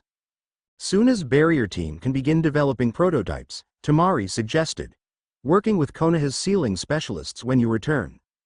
As they finalized plans to document and analyze their discoveries, Naruto felt a subtle shift in the karma seal's behavior and alignment that hadn't existed before, as if the tablet had activated dormant functions within the alien mark. The seal now pulsed with a rhythmic pattern that seemed to extend his sensory awareness beyond normal parameters, tuning specifically to certain energy frequencies. Later, as the team prepared reports for Konoha, Naruto sought a moment alone on the residence's rooftop. The desert sunset painted the sky in dramatic colors as he examined his arm, where the karma patterns had expanded subtly since interfacing with the archive tablet. You felt it too, didn't you? Hinata's voice came from behind him as she joined him on the roof. The change in the seal when you touched that final tablet. He nodded, unsurprised by her perceptiveness. It activated something dormant, a tracking function designed to locate other karma bears. I can feel something distant, like a faint echo across a vast space. Hinata activated her Byakugan, studying the altered chakra flows within his network. The patterns have changed. Your chakra is adapting to accommodate the new function, creating specialized pathways. Is it concerning you? Naruto asked, genuinely valuing her assessment. She considered carefully before answering. Not concerning, exactly. But it reminds me that the karma continues to evolve within you, responding to external stimuli in ways we can't fully predict. Her candor was one of the many qualities he had come to cherish about their relationship. Hinata never sugar-coated her observations out of fear of worrying him, trusting his strength to handle difficult truths. I can feel Ashiki's vessel, he admitted quietly. Not a precise location, but a direction and general distance. Somewhere to the northeast of here, far beyond sensor range but definitely within the 5 nations' territories. The implications hung between them. This newfound ability represented both strategic advantage and further integration of Otsutsuki capabilities into Naruto's being. Will you tell the others? She asked. Tomorrow, he decided. After I've had time to refine the perception and determine its limitations. Better to present complete information than partial impressions. As darkness fell over the desert, they remained together in comfortable silence, her presence grounding him amid the expanding cosmic awareness. The karma continued to unfold within him. Whatever changes awaited, Naruto found strength in the human connections that anchored his identity, particularly with the woman beside him, whose quiet understanding offered ballast against the alien tide. The next 3 days in Sanagakure proved productive despite the unsettling revelations from the archives. Formal alliance agreements were finalized, joint research initiatives established between villages, and preparations made for the emergency 5-Cage summit. Throughout these diplomatic proceedings, Naruto maintained the balanced presence that had become his hallmark, powerful yet restrained, knowledgeable without being domineering. His ability to sense the distant karma bearer had sharpened with practice, though remained frustratingly imprecise. The vessel appeared to be moving gradually, suggesting someone traveling rather than stationed permanently in one location. This mobility complicated potential identification efforts but confirmed they were dealing with an active agent rather than a dormant host. On their final evening in Suna, Gaara hosted a small gathering for the diplomatic team, a private meal in the Cage's residence rather than a formal state function. The relaxed setting allowed for more candid conversation as they prepared to depart the following morning. The council is impressed with your handling of these negotiations, Gaara informed Naruto as they stood on a balcony overlooking the village. Even those initially skeptical of your transformation have acknowledged your restraint and diplomatic skill. High praise from Suna's elders, Naruto replied with a slight smile. They're not known for easy approval. Particularly of Konoha shinobi, Gaara confirmed with the barest hint of amusement. Your growth has been remarkable. Not just in power but in presence. The simple observation from someone who had witnessed his evolution from boisterous genin to diplomatic representative carried particular weight. Like Naruto, Gaara had experienced his own transformation from feared weapon to respected leader, a parallel journey that gave him unique perspective. Sometimes I wonder if I'm losing something in the process, Naruto admitted, voicing a concern he rarely shared. The fire that drove me as a kid, that absolute certainty about becoming Hokage and making everyone acknowledge me. Gaara considered this thoughtfully. That fire served its purpose in forging your foundations. What you've gained, wisdom, restraint, strategic thinking, builds upon those foundations rather than replacing them. He paused before adding, the best leaders evolve while maintaining their core principles. Your dream hasn't changed, only your understanding of what it truly requires. The insight resonated deeply with Naruto, offering perspective on his journey that he hadn't fully articulated even to himself. Inside, Temari approached Hinata, who had been observing the interaction between the two leaders from a discreet distance. They've both come so far from the children they were, Temari commented, following Hinata's gaze to the balcony. Indeed, Hinata agreed. Though in different ways. Gaara learned to connect with others after a lifetime of isolation, while Naruto learned to channel his natural connections into effective leadership, Temari finished. They balance each other well as allies. A moment of understanding passed between the two women, both intimately familiar with the burden of caring for men who carried unprecedented power and responsibility. He's fortunate to have your support, Temari observed, her tone neutral but her eyes assessing. The path he's walking can't be an easy one to stand beside. Hinata met her gaze directly. Love isn't about ease. It's about choosing someone and continuing to choose them, especially when the path becomes difficult. Something flickered in Temari's expression, respect mingled with what might have been wistfulness. A perspective worthy of a Hyuga princess, yet remarkably free of your clan's usual formality. I've had my own evolution, Hinata replied with a small smile. Their conversation shifted to the practical aspects of the upcoming summit, but an unspoken understanding had formed a recognition of shared experiences despite their different backgrounds and villages. Later that night, as final preparations were made for their departure, Naruto sought out Temari for a private word. He found her in the Cage Tower's strategy room, reviewing security protocols for the village in Gaara's absence during the summit. Ambassador Temari, he greeted her formally before shifting to a more casual tone. Do you have a moment? She set aside her scrolls, giving him her full attention. Of course. Is there something we missed in the agreements? No, this is. He paused, considering his approach. This is a bit more personal. I wanted to thank you for your candor throughout our visit. Few people are willing to speak so directly to me since my transformation began. Temari raised an eyebrow, surprised by the direction of the conversation. I've never seen much value in diplomatic pretense outside formal negotiations. You needed honest assessment, not deferential platitudes. Exactly, Naruto nodded appreciatively. And that perspective has been invaluable. You've helped me understand how other nations view these changes, the hopes and concerns beyond Konoha's borders. She studied him thoughtfully, her analytical mind reassessing something. You're preparing for more than just defending against the Otsutsuki. You're positioning yourself for broader leadership across the shinobi world. It wasn't a question but an observation, delivered with the directness he had come to appreciate from her. The threat we're facing transcends village boundaries, Naruto replied. Effective response requires coordination beyond traditional alliance structures. And you see yourself as the natural coordinator, Temari noted, not critically but with pragmatic assessment. Given your unique connection to the situation. Not by choice or ambition, Naruto clarified, but by circumstance and capability. Temari's lips curved in a subtle smile. You've learned to express ambition through the language of service. Quite an evolution from the boy who simply declared he'd be Hokage because it was the highest position available. The observation was so accurate it startled a genuine laugh from him. When you put it that way, I sound calculating. Strategic, she corrected. There's a difference. Calculation is cold. Strategy acknowledges both emotional and practical realities. She moved closer, her expression becoming more serious. The shinobi world needs coherent leadership against this threat. If your unique circumstances position you to provide that, false modesty serves no one.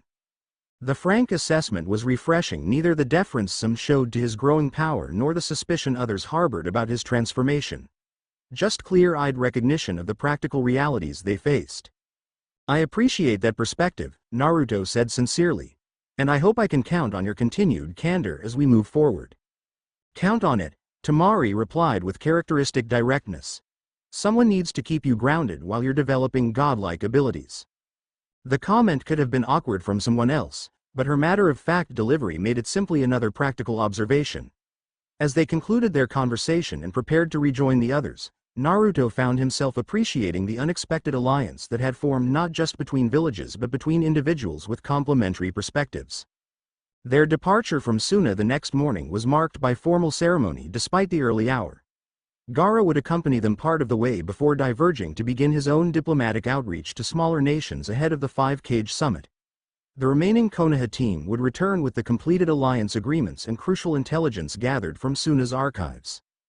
As they crossed the border from Wind Country back into the forests of Fire Country, Naruto's enhanced senses detected a familiar chakra signature approaching rapidly from the east. Sasuke, moving with purpose rather than stealth. We have company, he informed the team calmly. Sasuke's approaching. Alone, as before.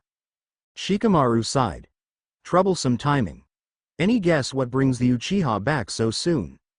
Nothing good, considering his speed, Naruto replied, already calculating possible scenarios. They halted in a small clearing to await Sasuke's arrival, maintaining defensive awareness without projecting hostility. Minutes later, the Uchiha appeared at the clearing's edge, his expression grim beneath his travel-worn appearance. You've been busy in Suna, he observed by way of greeting, his mismatched eyes quickly assessing the group. As have you, apparently, Naruto replied evenly. What brings you back to us with such urgency? Sasuke stepped fully into the clearing, his usual composed demeanor slightly fractured by what appeared to be genuine concern. Orochimaru's border sensors detected massive chakra disturbances at 3 locations simultaneously, all corresponding to known Otsutsuki sites. Whatever they're planning, it's accelerating. Beyond what we witnessed at the ruins? Ino questioned sharply. Far beyond, Sasuke confirmed. These were full-dimensional breaches, not just the reconnaissance Momoshiki conducted. Something is coming through. The news sent a chill through the group. Gaara immediately began forming communication spheres from his sand, a technique for emergency contact with Suna's defense forces. There's more, Sasuke continued, focusing on Naruto. One of the breaches occurred near the Valley of the End.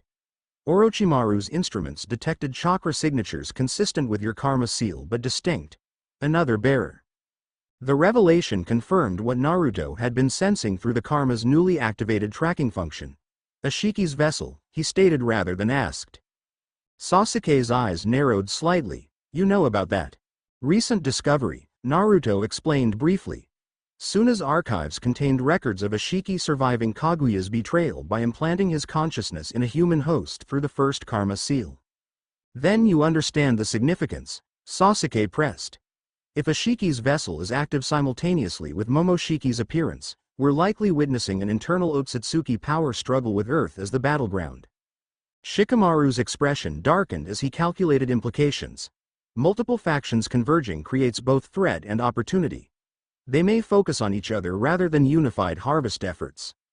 Or accelerate those efforts to claim the prize before their rivals, Hinata countered soberly. Naruto settled the strategic debate with quiet authority. Either way, we need to reach Konoha immediately and coordinate a response with the other hidden villages. The summit timeline may need to be moved forward. Agreed, Gaara stated, having completed his emergency communications. Suna's forces are on high alert. I've redirected our border patrols to monitor the known ruins within Wind Country territory. Sasuke's attention remained fixed on Naruto, his Rinnegan studying the increasingly prominent karma patterns visible on his former teammate's skin. Your seal has evolved since our last meeting. The integration is progressing faster than expected. A fact I'm well aware of, Naruto replied, neither defensive nor alarmed by the observation. It's providing tactical advantages we need right now, including the ability to sense other karma bearers. This new information visibly surprised Sasuke. You can track a Shiki's vessel? Imprecisely, but yes. Currently moving northeast of our position, approximately 3 days travel at shinobi speed. The strategic value of this capability was immediately apparent to everyone present. Identifying and potentially neutralizing a Shiki's vessel before full resurrection could prevent one major threat from materializing. We should split our forces, Sasuke suggested with characteristic directness. Some return to Konoha with the Alliance information. Others pursue the vessel while we have a tracking advantage. Naruto considered this, weighing options with the strategic clarity the karma had enhanced. Agreed, but with modifications. Hinata, Ino and I will track the vessel. Our combined sensory abilities provide the best chance of success. Shikamaru returns to Konoha with the diplomatic agreements and intelligence. Gaara continues to the other villages as planned to solidify summit preparations. And me? Sasuke questioned, though his tone suggested he already anticipated the answer. With us, Naruto decided. Your Rinnegan offers dimensional perception we may need if the vessel attempts space-time travel. And frankly, your combat capabilities complement our tracking team. The plan was logical, playing to each member's strengths while addressing multiple strategic necessities simultaneously. After brief discussion of communication protocols and rendezvous points, the teams prepared to separate. Before departing, Naruto took a moment to address Shikamaru privately. When you reach Konoha, tell Lady Tsunade something I've kept from the official reports. The karma is accelerating its integration much faster than we initially projected. I'm maintaining control, but the changes are becoming more fundamental. Shikamaru's sharp eyes assessed his friend carefully. How fundamental are we talking about? My chakra signature is shifting towards something hybrid, neither fully human nor Otsutsuki, and the knowledge transfer has become more comprehensive. I'm accessing combat techniques and abilities I never learned through conventional means. Rather than alarm, Shikamaru's expression showed calculated consideration. Strategic advantage in the short term, unknown implications long term, classic troublesome scenario. He paused before adding, "You trust yourself with this power?"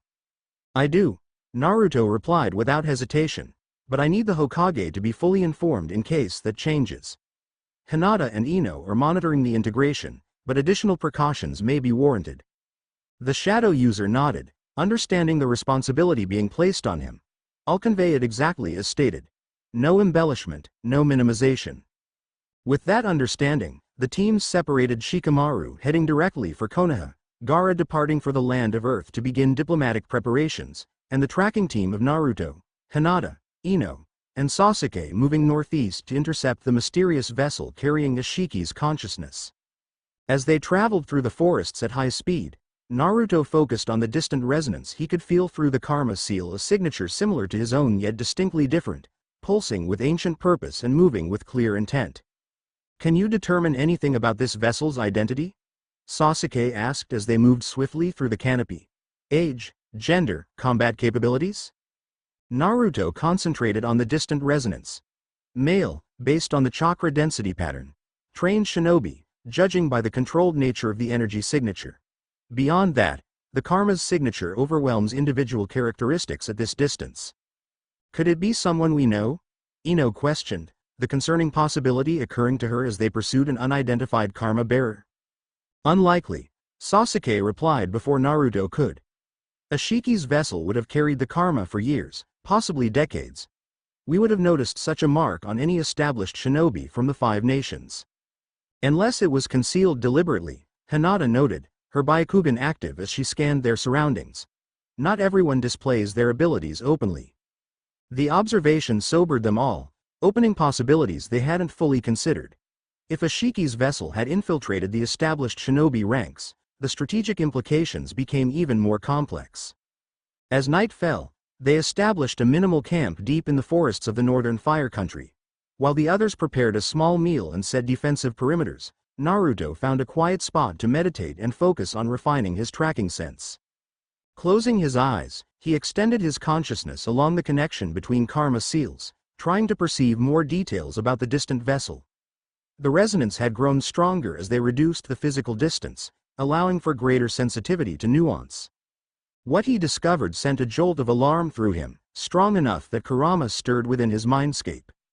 "You sense it too, Kit," the Nine Tails rumbled. "This isn't just any vessel. The chakra signature beneath the karma." "I know," Naruto replied grimly. "It's familiar somehow. Not someone I know well, but someone I've encountered." He opened his eyes to find Sasuke watching him from a few meters away, having approached silently during his meditation. "You've identified something," the Uchiha observed, reading Naruto's expression with practiced ease. "Not specifically, but..." Naruto hesitated, organizing his thoughts. "The vessel's base chakra signature feels familiar. Someone I've encountered in the past, though not recently or frequently enough for immediate recognition." Sasuke's eyes narrowed thoughtfully. "That narrows possibilities considerably. Someone who crossed paths with you but isn't from your immediate circle. A mission contact, perhaps? Or someone from the Chunin exams?" "Possibly." Naruto frowned in concentration. "There's something else, too. The vessel's karma seems more complete than mine, more fully integrated with the host.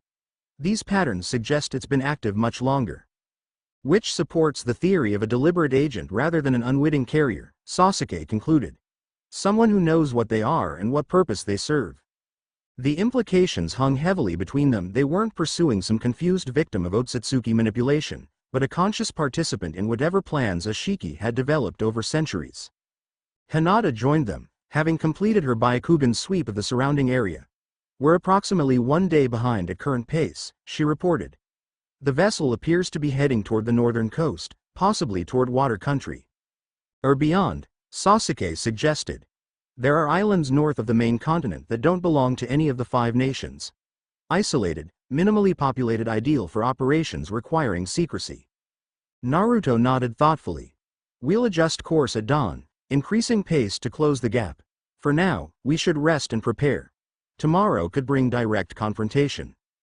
As the others retired to brief sleep shifts, Ino approached Naruto with the professional demeanor that characterized her medical role on the team. "Time for a quick assessment," she said, not really asking. "The tracking function has significantly increased your karma's activity. I need to monitor integration levels." Naruto nodded agreement, appreciating her thoroughness despite the field conditions. As she placed her hands on either side of his head, establishing the specialized mental connection the Yamanaka techniques allowed, her expression remained carefully neutral. "The integration rate has increased by approximately 30% since activating the tracking function," she reported after several moments. "Chakra pathways continue to adapt, with particular development in sensory processing centers. Consciousness remains stable and distinct from Otsutsuki influence." "But," Naruto prompted, sensing her hesitation. Ino removed her hands, meeting his gaze directly. "But the boundary between your natural abilities and those derived from the karma is becoming less defined. Techniques that would have required conscious activation through the seal are beginning to trigger automatically in response to your intent." "Is that concerning from a psychological perspective?" Naruto asked, genuinely valuing her professional assessment. She considered carefully before answering. "Not inherently. It's similar to how advanced shinobi eventually perform techniques without hand signs, neural pathways becoming optimized through repetition. The concern would be if decision-making patterns showed similar automation." "And do they?" "No," she said with genuine relief. "Your thought processes remain distinctly yours, ethical frameworks intact, emotional responses consistent with your established patterns. Whatever changes are happening physically, your mind remains Naruto Uzumaki." The assessment provided reassurance, though Naruto remained aware that the integration continued to advance in ways they couldn't fully predict or control. As Ino departed to take her rest shift, he turned his awareness inward once more, communing with his longest-standing internal companion. "What do you make of all this, Kurama?" he asked the 9 tails within his mindscape. The massive fox regarded him thoughtfully. "You're becoming something new, Kit.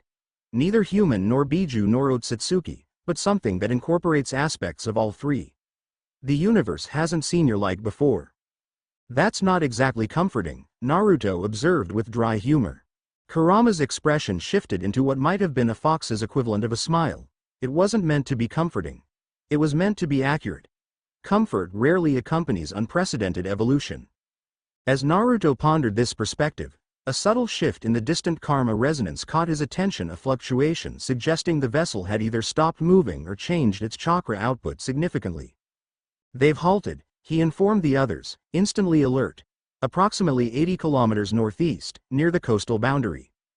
Sasuke was on his feet immediately, fully awake despite having just begun his rest period. Deliberate stop or engagement with opposing forces? Naruto concentrated on the distant signature. Deliberate.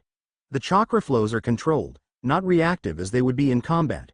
They may be preparing something. "We should move now," Hinata suggested, her Byakugan already active. "If they're stationary, this may be our best opportunity to close the distance." With silent agreement, they abandoned their minimal camp and moved out into the darkness, accelerating toward the now stationary target. The moonless night provided ideal conditions for their approach, allowing them to maintain speed while minimizing the chance of detection. As they traveled, Naruto felt the karma seal spreading further across his chest and beginning to extend down his torso, a physical manifestation of the accelerating integration Ino had noted. The patterns pulsed with subtle blue light, responsive to the proximity of another karma bearer. Why dawn? They had reduced the distance by more than half, and Naruto could sense significantly more detail about their target. The vessel remained stationary at what appeared to be a coastal inlet, its chakra signature suggesting some kind of ritual preparation rather than normal rest. "Hinata, can your Byakugan range reach them yet?" Naruto asked as they paused briefly atop a coastal cliff. She concentrated, pushing her dojutsu to its limits. "Almost. I can perceive a chakra concentration at the edge of my range, but not clear details yet. Another 15 kilometers should bring them into focus." "Something's changing," Naruto said suddenly, his attention sharpening as the distant karma signature fluctuated dramatically. "They've begun some kind of activation sequence. The karma is surging with power." Sasuke's Rinnegan activated, scanning the distant horizon. Dimensional disturbance forming. Similar to what we witnessed with Momoshiki but on a smaller scale. They're either preparing to travel or to receive someone. We need to move now, Naruto decided, abandoning caution for speed. Full approach, maximum velocity. If they're creating a dimensional portal, we may lose our opportunity to intercept. They launched forward with renewed urgency, pushing their chakra-enhanced speed to its limits as they raced toward the distant signature. The landscape blurred around them, forest giving way to rocky coastal terrain as they approached the northern shoreline of Fire Country. As they closed to within 10 kilometers, Hinata's Byakugan finally captured clear details of their target. Single figure on a stone outcropping extending into the sea, she reported precisely. Male, approximately 30 years of age, dressed in traditional style clothing. Right arm and half of his face covered in karma patterns similar to Naruto's but white rather than blue. Can you identify him? Ino pressed. Hinata focused intently before responding with clear shock. Yes, it's Kawaki, the adopted son of the Fire Daimyo's chief advisor. The name struck Naruto with sudden recognition, a young man he had encountered briefly during diplomatic functions at the capital, notable for his unusual taciturn demeanor despite his prestigious adopted family. They had spoken only in passing, explaining why the chakra signature had seemed familiar but not immediately identifiable. That's strategically concerning, Sasuke observed with typical understatement. A karma vessel positioned within the highest levels of the Fire Country's civilian government. A perfect deep cover position, Ino added. Access to political intelligence without the scrutiny faced by shinobi operatives. He's completing the ritual, Hinata reported with increasing urgency. The karma has spread across his entire body, and a dimensional rift is forming above him. As they crested the final ridge overlooking the coastal inlet, they could finally see their target directly. Kawaki stood alone on a natural stone platform extending into the churning sea, his body illuminated by brilliant white patterns identical in form but opposite in color to Naruto's blue karma. Above him, reality itself seemed to fold inward, creating a dimensional opening similar to what they had witnessed with Momoshiki but more focused and controlled. He's not traveling, Naruto realized with sudden clarity. He's becoming a conduit. This is resurrection, not transportation. The understanding came through the karma's knowledge. Kawaki wasn't escaping, but completing the purpose for which Ashiki had selected him, becoming the vessel through which the Otsutsuki would fully manifest in their world. We need to disrupt that ritual, Sasuke stated, already forming hand signs to prepare a massive fire technique. Wait, Naruto cautioned, the karma providing crucial insight. Direct attack might accelerate the process rather than stopping it. The Otsutsuki designed these transformations to complete under stress as a survival mechanism. Then what do you suggest? Sasuke demanded, chakra still gathered for his attack. Naruto's eyes transformed into the Tensagen as he assessed the dimensional distortion. I need to connect directly with the other karma seal, disrupt it from within rather than attacking externally. That's incredibly dangerous, Ino protested. Direct connection between karma seals could affect your own integration process. It's our only option, Naruto replied with certainty. The rest of you establish a perimeter and prepare containment measures. If this fails, be ready to engage the fully manifested Ashiki. Before they could argue further, Naruto launched himself forward, covering the remaining distance in a blur of speed. As he approached Kawaki, the young man turned slowly to face him, expression serene despite the cataclysmic transformation occurring around him. The imperfect vessel approaches, Kawaki said, his voice overlaid with another, deeper tone that seemed to emanate from the dimensional rift itself. How interesting. Urashiki's failed experiment comes to witness Ashiki's return. Kawaki, Naruto addressed the human host rather than the Otsutsuki consciousness emerging through him.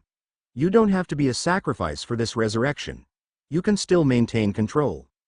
A smile that held no warmth spread across Kawaki's face. Control? You mistake the nature of our relationship, Uzumaki Naruto. I am not a victim but a willing participant.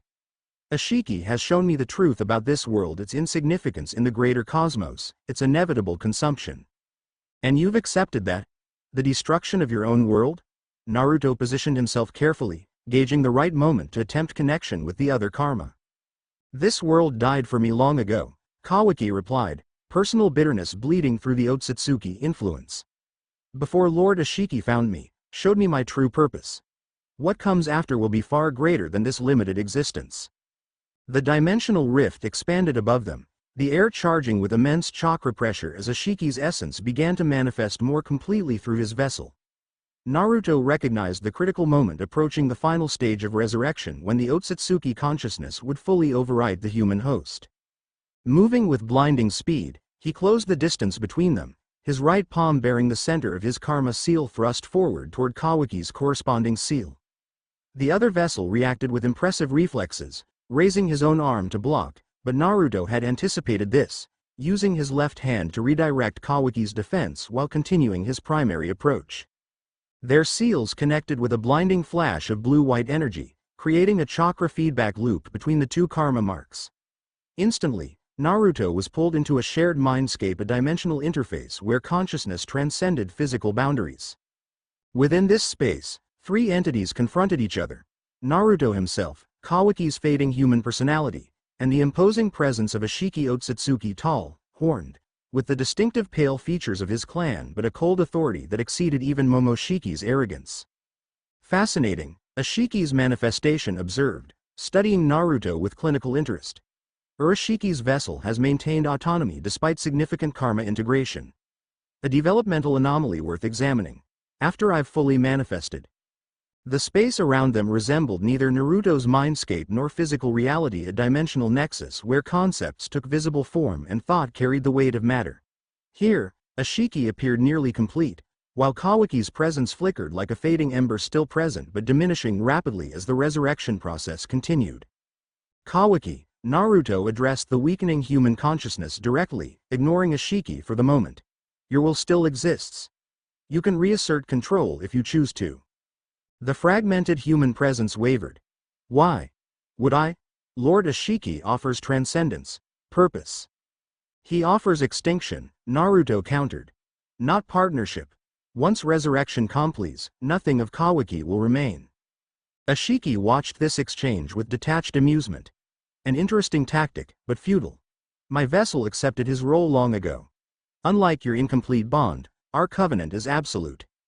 Naruto turned his attention to the Otsutsuki, assessing the entity whose consciousness had survived across centuries through successive human hosts.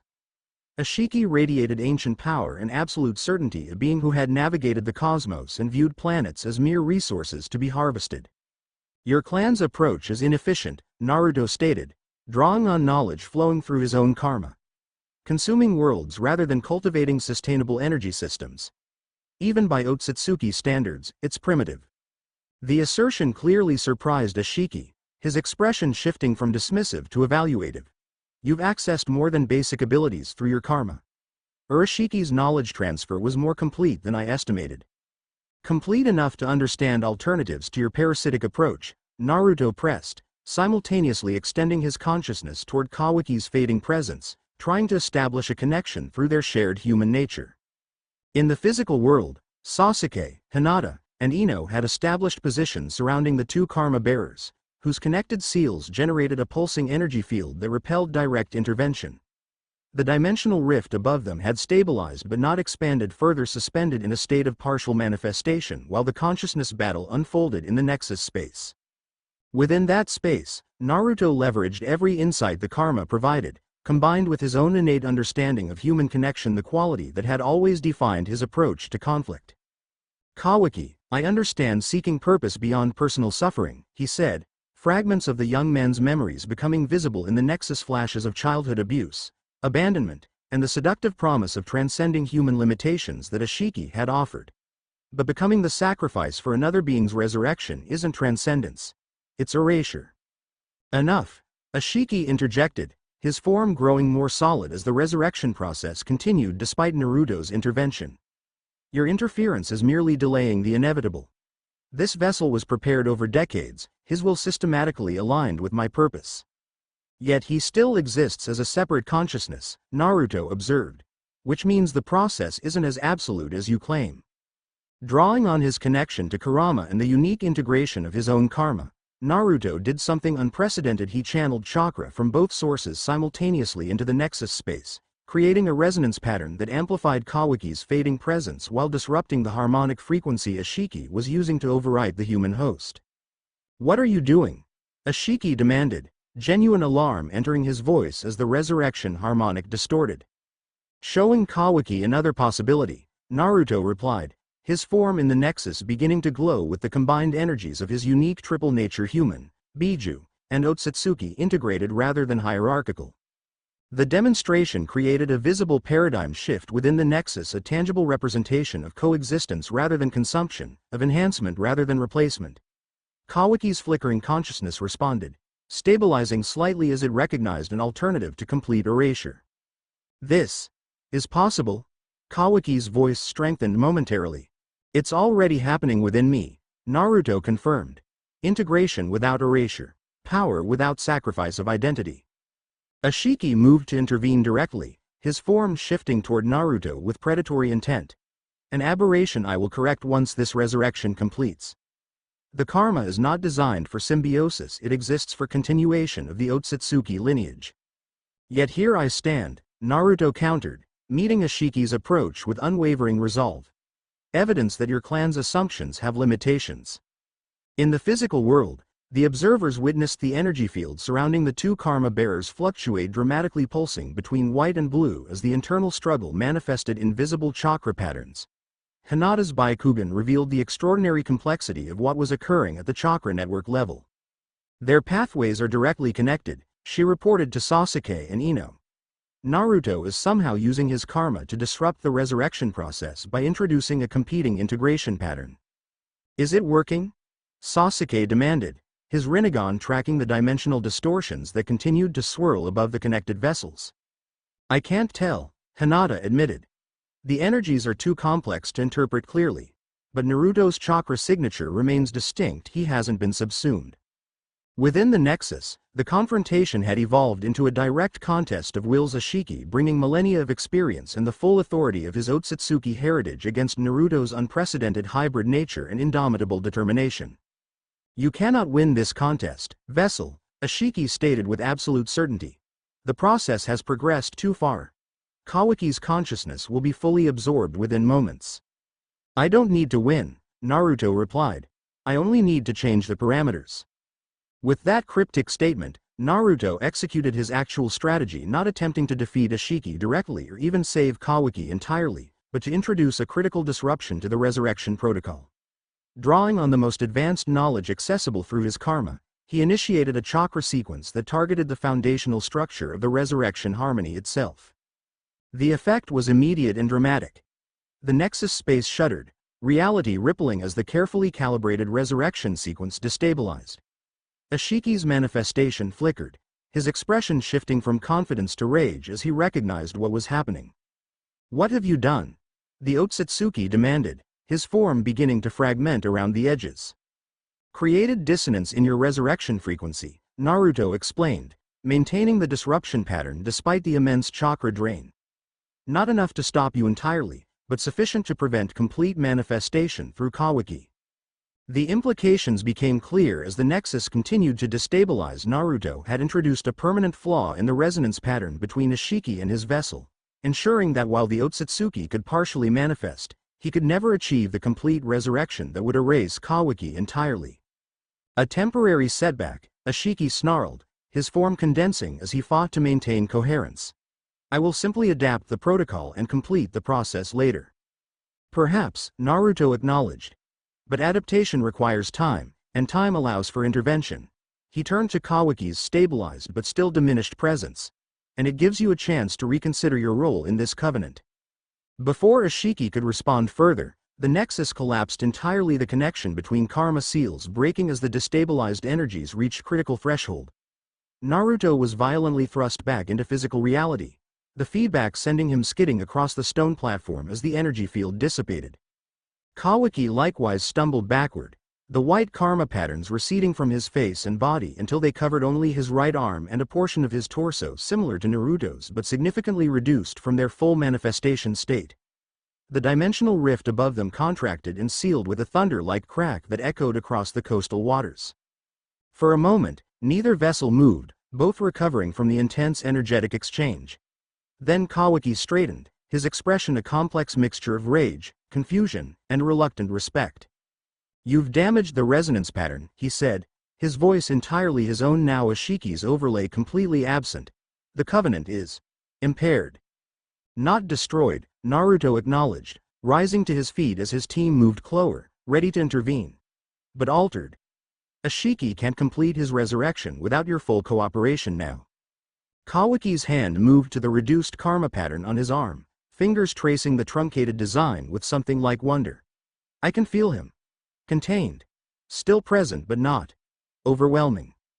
You have choice now, Naruto told him. Real choice, not the illusion Ashiki offered. For a brief moment, something like hope flickered across Kawaki's features, quickly replaced by wary calculation as he assessed his position relative to the 4 skilled shinobi now surrounding him. What happens now? He asked, tension evident in his posture. I doubt your villages would welcome Ashiki's vessel with open arms. That depends on your choices going forward, Naruto replied honestly. We need to understand what Ashiki was planning, how it connects to Momoshiki's appearance, and what threat they collectively pose to our world. Sasuke moved closer, his hand resting casually near his sword hilt, a reminder that diplomacy had limits. Starting with your position in the Fire Daimyo's inner circle. Was that Ashiki's planning or opportunism? Strategic placement, Kawaki admitted after a moment's hesitation. Lord Katasuke adopted me on Ashiki's direction, though he doesn't know the true reason. My position provided information about political developments that might impact the resurrection timeline. And that timeline accelerated recently, Naruto observed. Why? Kawaki's expression darkened. Momoshiki and Kinshiki weren't scheduled to visit Earth for another century. Their early arrival disrupted Ashiki's careful planning. He feared they would harvest the planet before his resurrection could complete. The strategic implications were immediately clear to everyone present. They had inadvertently interrupted not just a resurrection but a preemptive move in an internal Otsutsuki power struggle, with Earth as the contested prize. So the dimensional disturbances Sasuke detected, Ino began. Were Ashiki's countermoves, Kawaki confirmed. Activating contingency sites to establish territorial claim before Momoshiki could secure the chakra fruit. Otsutsuki clan politics playing out across dimensional boundaries. Hinata, who had been monitoring Kawaki's chakra network with her Byakugan, spoke up. The karma's integration has been significantly reversed. It's now similar to Naruto's early stage patterns, present but not dominant in the chakra system. Naruto nodded, having sensed this through his own karma's connection. Which gives us time to determine next steps. He addressed Kawaki directly. You have knowledge crucial to understanding the full scope of the Otsutsuki threat. Are you willing to share it voluntarily, or do we need more persuasive approaches? The question hung in the air, presenting Kawaki with a clear decision point. After what seemed a carefully calculated pause, he responded with unexpected candor. Ashiki promised me transcendence beyond human limitations. You've demonstrated an alternative path to similar outcomes. His eyes fixed on Naruto's visible karma patterns. I'm willing to cooperate conditionally. Protection from both shinobi villages and other Otsutsuki who would target me for Ashiki's essence. Reasonable terms, Naruto acknowledged, though he noted Sasuke's skeptical expression. Though verification protocols will be necessary. Your position has been compromised, but your knowledge remains valuable. As they secured Kawaki with specialized sealing techniques designed to suppress karma activation, Naruto felt the resonance between their seals stabilize into a new pattern, neither fully connected nor completely separate, but maintaining a subtle link that would allow him to monitor Ashiki's status within the other vessel. Their confrontation had yielded not victory but stalemate, preventing immediate resurrection while creating conditions for potential intelligence gathering. As they prepared to return to Konoha with their unexpected asset, Naruto recognized they had entered a new phase in the cosmic chess match between Otsutsuki factions. The emergency cage summit would now have concrete intelligence about multiple Otsutsuki threats rather than just theoretical concerns. The question remained whether the shinobi world could unify quickly enough to counter beings who measured their strategies in centuries rather than months or years. As they departed the coastal platform, Naruto felt his own karma pulse with renewed activity, responding to the confrontation with Ashiki by accelerating its own integration process further. The patterns now extended across his entire torso and had begun spreading down his left arm as well, visible evidence of his continued evolution towards something unprecedented. The connection changed something in your seal too, Hinata observed quietly as they traveled, her Byakugan perceiving the subtle alterations in his chakra network. Yes, Naruto confirmed. The confrontation with Ashiki provided new parameters for integration, more efficient pathways based on witnessing a more advanced karma in action. Is that concerning? She asked directly. Naruto considered before answering honestly. It's accelerating a process that was already underway. The outcome remains uncertain, but my core consciousness remains intact and dominant. As they made their way back toward Konoha, transporting their secured asset and preparing for the diplomatic challenges ahead, Naruto contemplated the cosmic forces now converging on their world.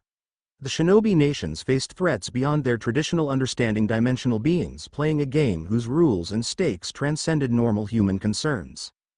Yet in disrupting Ashiki's resurrection and creating stalemate rather than decisive victory, he had demonstrated a fundamental truth.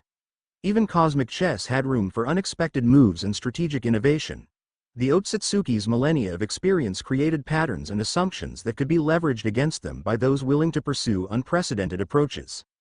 It was, in many ways, the story of his entire life, the unexpected factor that changed established equations, the anomaly that created new possibilities where none had existed before. As the karma continued its integration, transforming him into something neither fully human nor completely Otsutsuki, Naruto embraced the unique position this granted him in the coming confrontation.